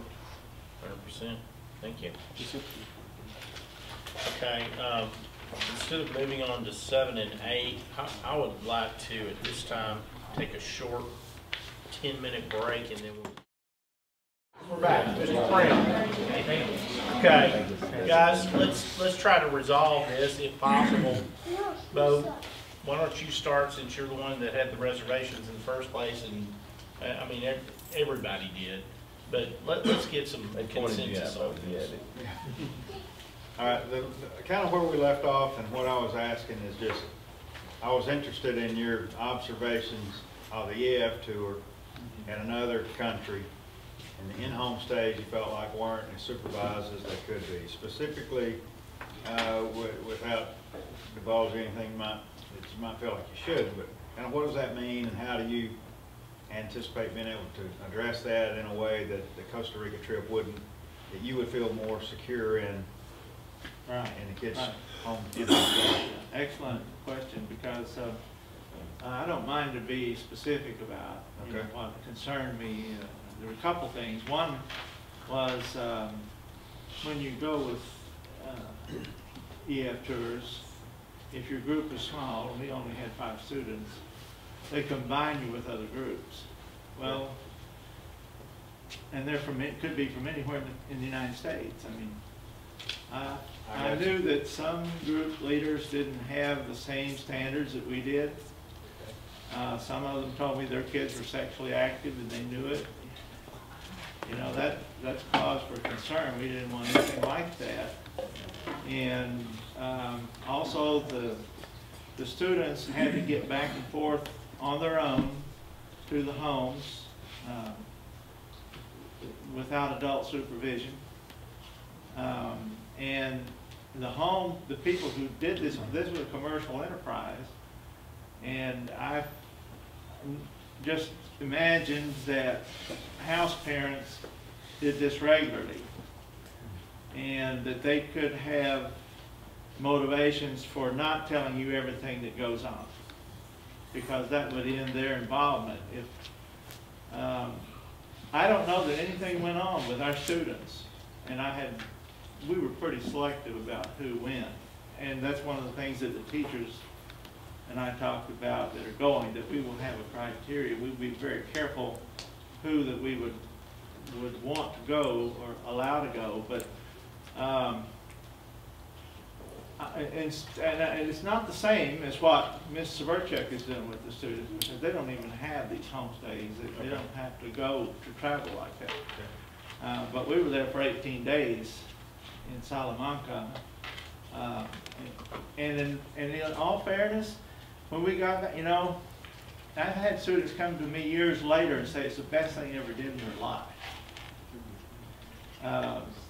But as a sponsor, I was wanting to be very aware of what could happen, not place our students in a situation where they would not be completely safe. And when Mr. Bernard challenged us about this, the Academy on the Hill, the thing I appreciated was that he wanted to do extraordinary things. You know, we are a small school, but that doesn't mean we can't do some world-class things. And I felt like that international travel, when you're in language study, is really a great thing to do, and especially if it can be combined with actual instruction while you're there, and be more than just a tour. And the tour itself is wonderful, you know, but I'd like to even take it beyond that. So when he said, let's do some Academy on the Hill, I thought of this, and I thought that it might be a wonderful program for teachers and students, you know, that would really keep us fired up about what we're doing every day, and give the students something exciting to hear about.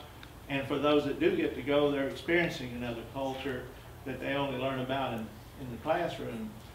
So that's kind of what I've thought about. Okay, and then, so one thing that's specifically addressed that is we don't have other groups that our students will be staying with. Right.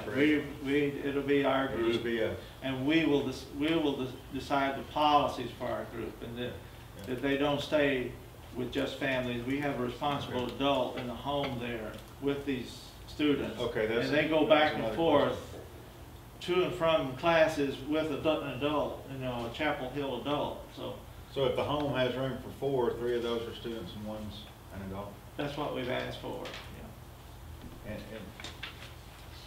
And I'm just thinking back to what I saw on here.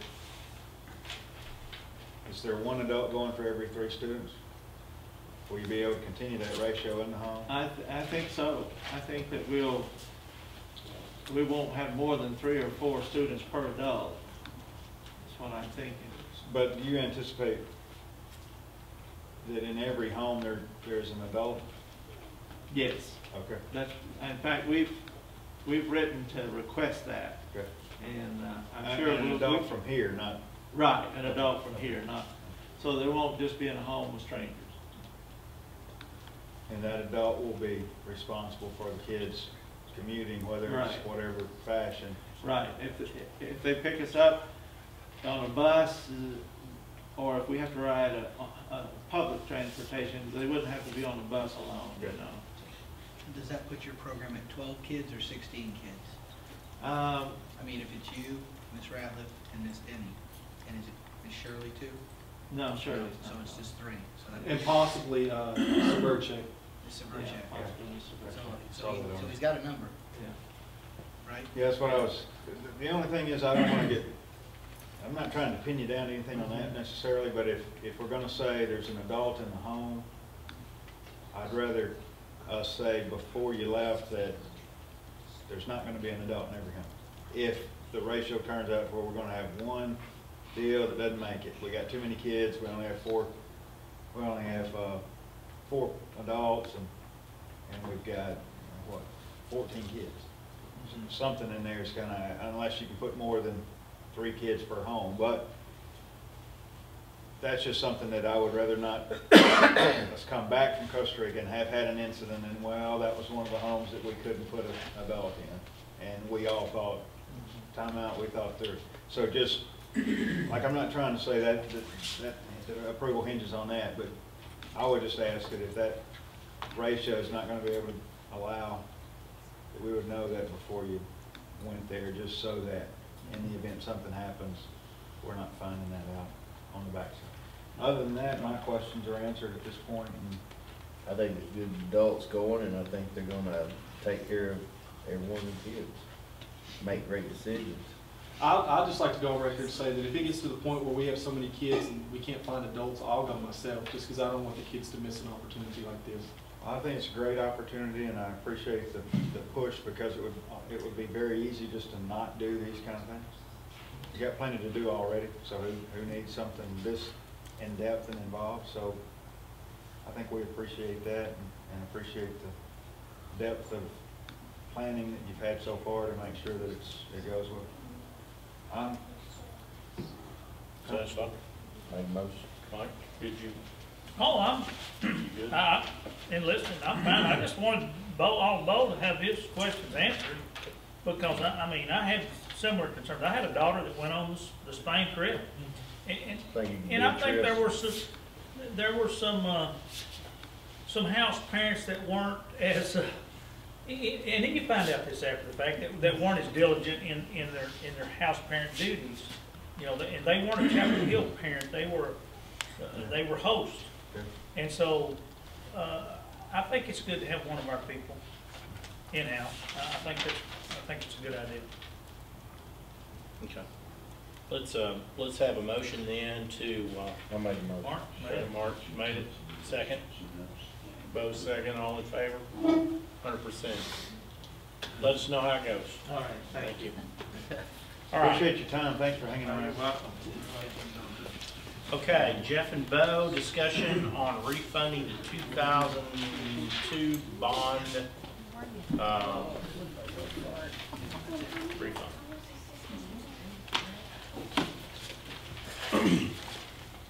Okay, I think what y'all have in front of you is a preliminary, called the preliminary bond refunding analysis. This is from Southwest Securities. Basically, back up one second, Jeff. Well, I'm going to start first. Okay. Well, what I was going to say is give us a background of how we got here. Okay. That's what I'm going to do, and then I'll explain this sheet. Basically, through the contact we've made, Mark made through QSCB, we have been afforded an opportunity, and they presented it to us in that Chapel Hill has the ability to refinance or refund a INS debt that we have, the 2002 bond that we have. It's actually eligible August 15th of 2013. 2012. 12, sorry, yeah, sorry. anyway, at the end of this coming year, or we call it the end of the coming year because that's when the last payment is made on that bond. This has the ability and possibility, with rates as they are now, to save current taxpayers. There's several different scenarios that could play out. Right now, well, we'll get into that in a minute, but basically what we're looking at is the ability to refinance, similar to somebody, a layman's person is refinancing their house at the lower rate. You're going to save either per month, or you can take it off the end and keep the payments the same and then knock a year off or knock 2 years off. Those are the two possibilities of structure. The way it would work is we would refund it, and you have basically three options because it is so far out. You have scenario one, which scenario one is to do an advance refunding, which is do it right now. The rates are where they're at. They possibly will go up in the future. They might not. They may go down a little bit. We don't know. We're going to take our savings that we see in the market right now up front. The other scenario is to wait till approximately July 2012, because it takes approximately a month, and then do what they call a current refunding. And this would, scenario two, would mean you would just wait till next year, and if the rates are the same, there's a possibility of having a greater amount of savings for the taxpayer. If, and then there's a scenario three, where you would have a possibility of 0.5% uptick in the rates right now, and us theoretically losing no actual money, but the possibility of those savings throughout. That's a little bit difficult to explain, so let me just kind of show you scenario one. Scenario one is us doing it right now. Now, basically in this, you refund this starting next year. So they go out and find buyers for these bonds, and these bonds won't start paying, we won't start paying on those till next year. But we will have the cash. So we're allowed to reinvest that money. But unfortunately, rates for investments are not in such a way that we can take advantage of that. So that money right now is worth less money to us next year. Although it is still enough to take over the payment, the actual savings is not there. It's what it's called negative arbitration. It's a layman's version. Negative arbitrage is basically what it's saying. Meaning that if you get the money today, you can't invest it at a rate good enough to give you any savings in the future.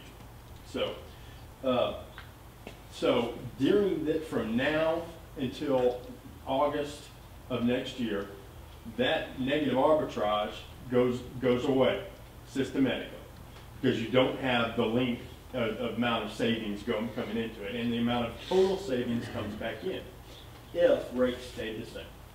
Does that make sense? Any questions on that? I'll try to. Maybe you can better explain it if there is, but. I'm lost, but go ahead. You want to go ahead? Let's slow back up, because it makes sense in my head, but I don't So really why know. would you do that if it goes away?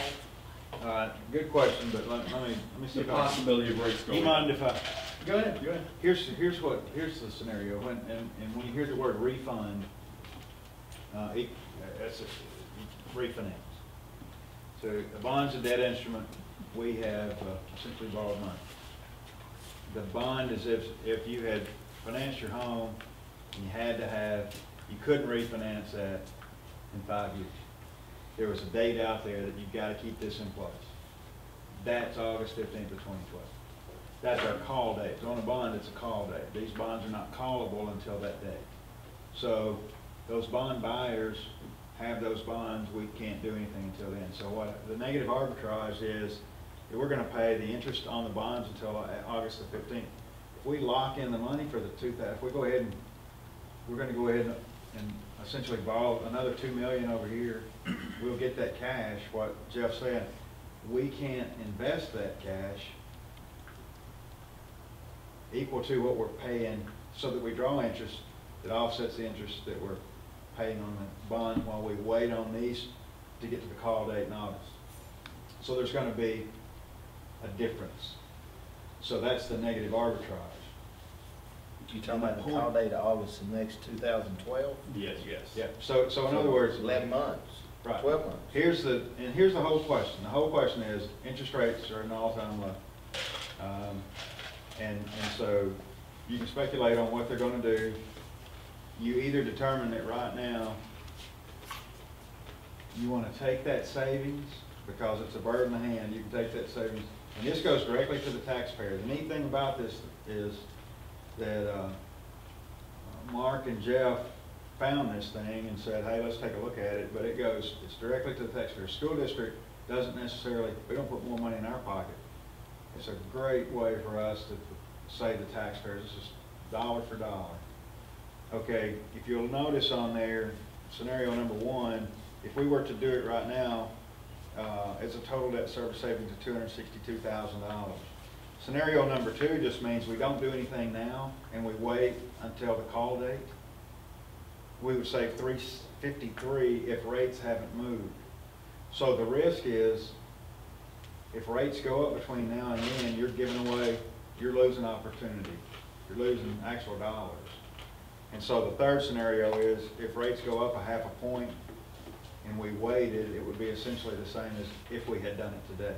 So the bet is what do you bet interest rates are going to do, and do you even want to risk that? Would you rather say, let's lock in the 262 now, give that back to our taxpayers, or do we wait because we think rates are not going to move and get the bigger savings?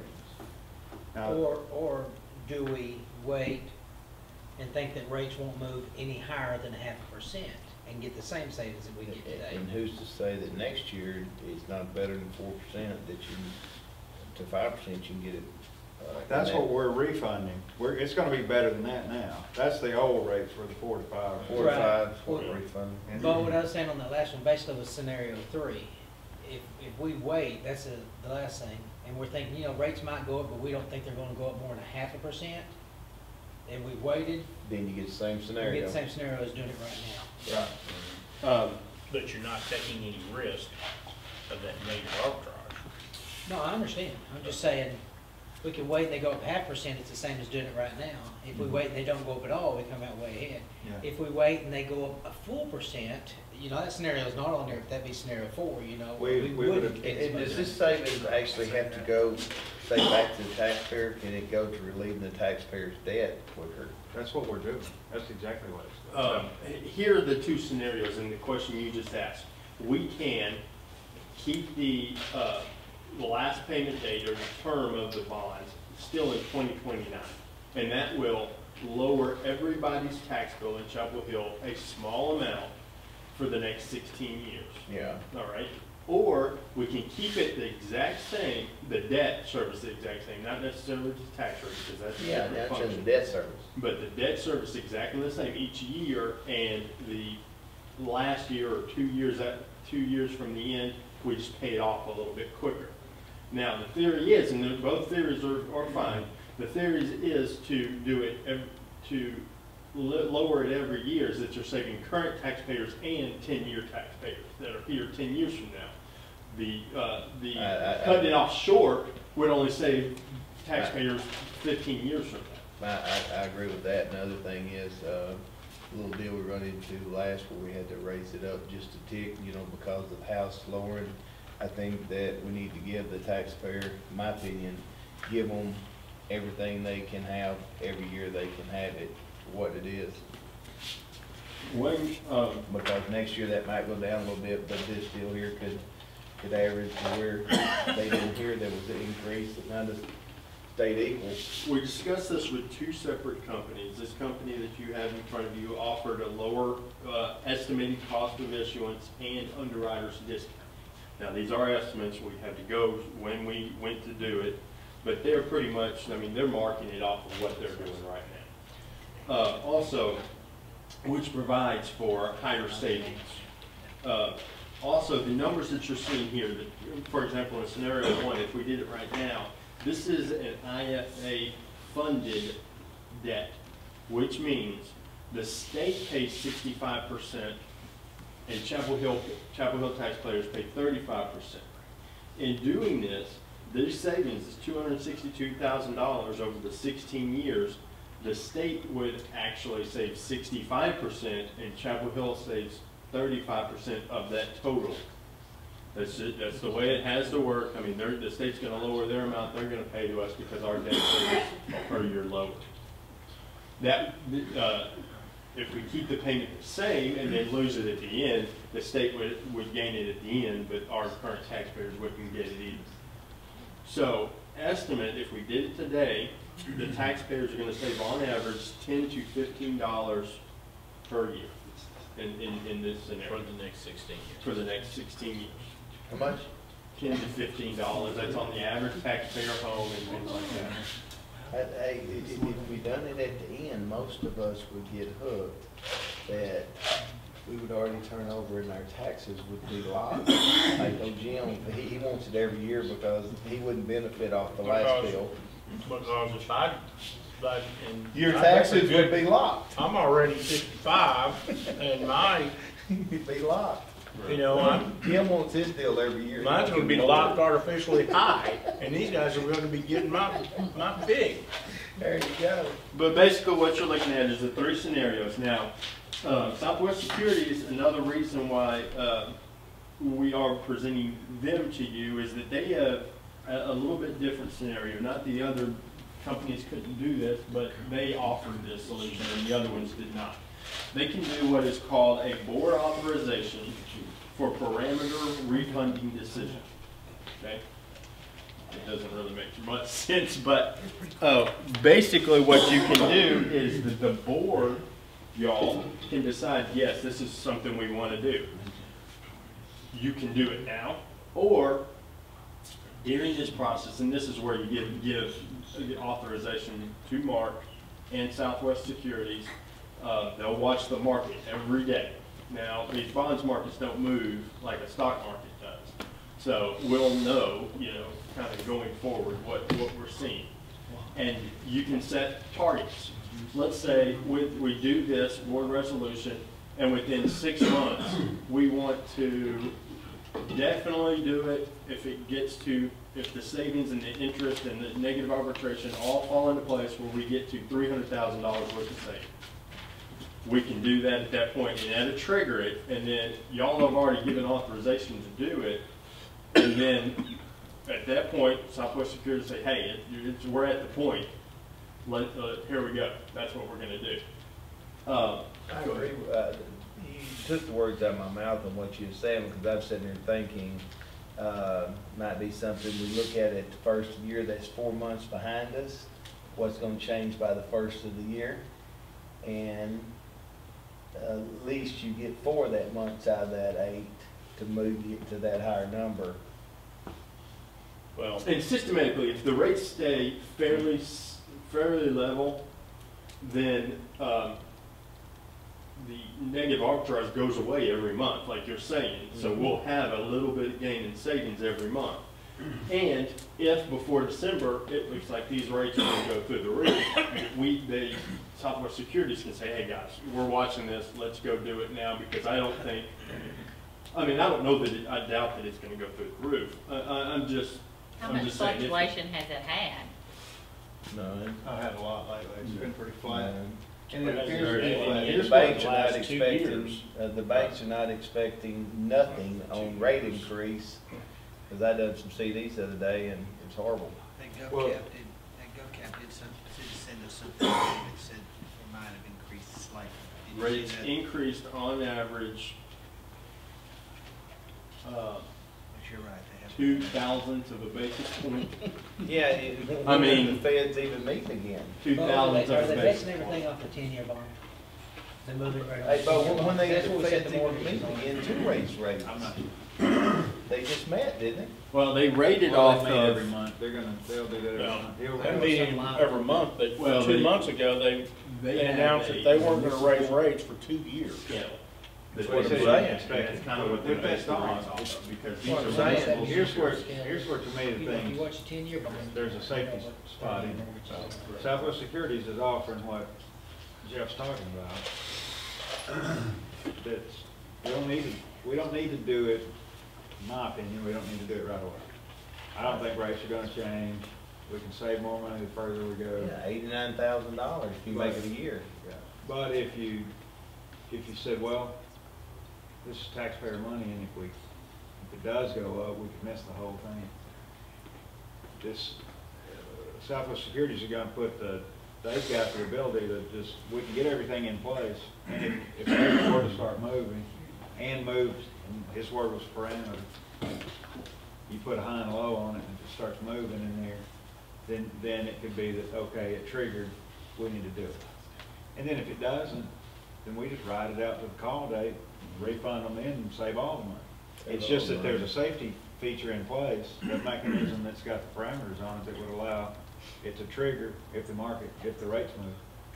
It would be the same as if you called me and said, if I'd like to put a buy order in on Exxon at 70, if it gets down to that, I'd like for it to buy it, or if I own it and if it goes to 80, I want to sell it.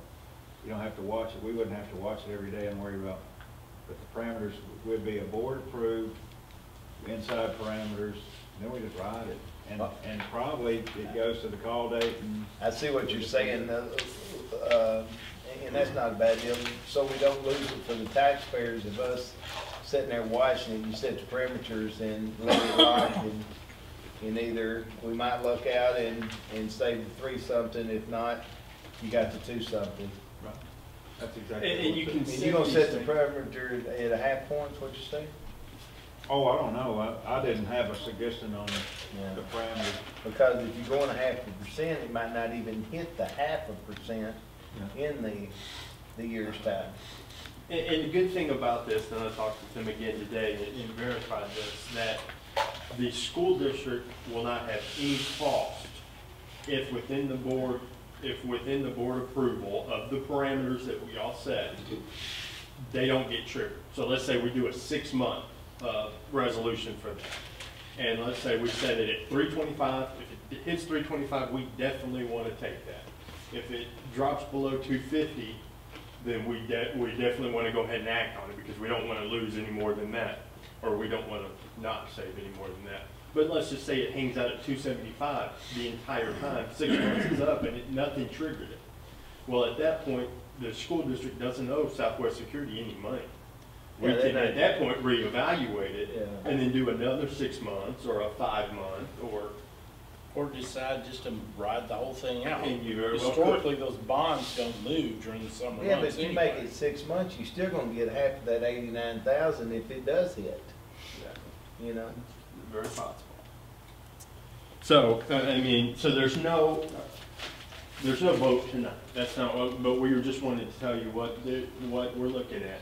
We will have this guy, if y'all would like it to, we will have Doug Witt from Southwest Securities come out next week, and we'll set the parameters. He'll talk to you about the specifics of the resolution and things like that, and then y'all will have the chance to act on it at that point. And then we'll set all that up. Are there other schools that are doing this? Yes, several other schools are acting on it now. Now, everybody has different days and different callable dates. Mount Pleasant's working with Southwest Securities Monday night, this coming Monday night, and they are going, I don't know if they're gonna decide to do this parameter or if they're just gonna decide to do it, but that's what's on the table for them.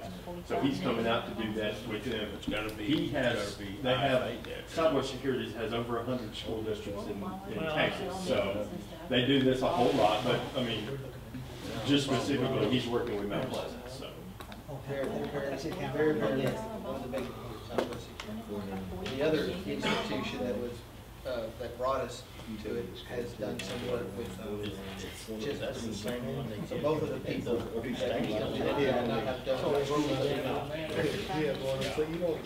Well, Southwest Securities is a broker dealer firm that I'm familiar with. I mean, they're big. They do Well, they've done both our bonds too.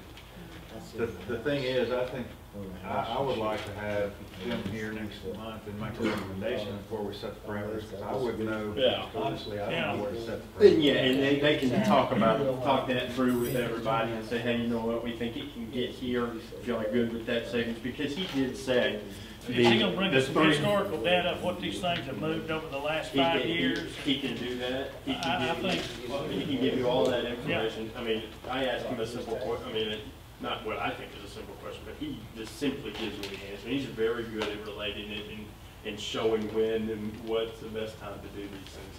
Him and his team of 5 watch these things all the time. Are their fees a part of the refinancing?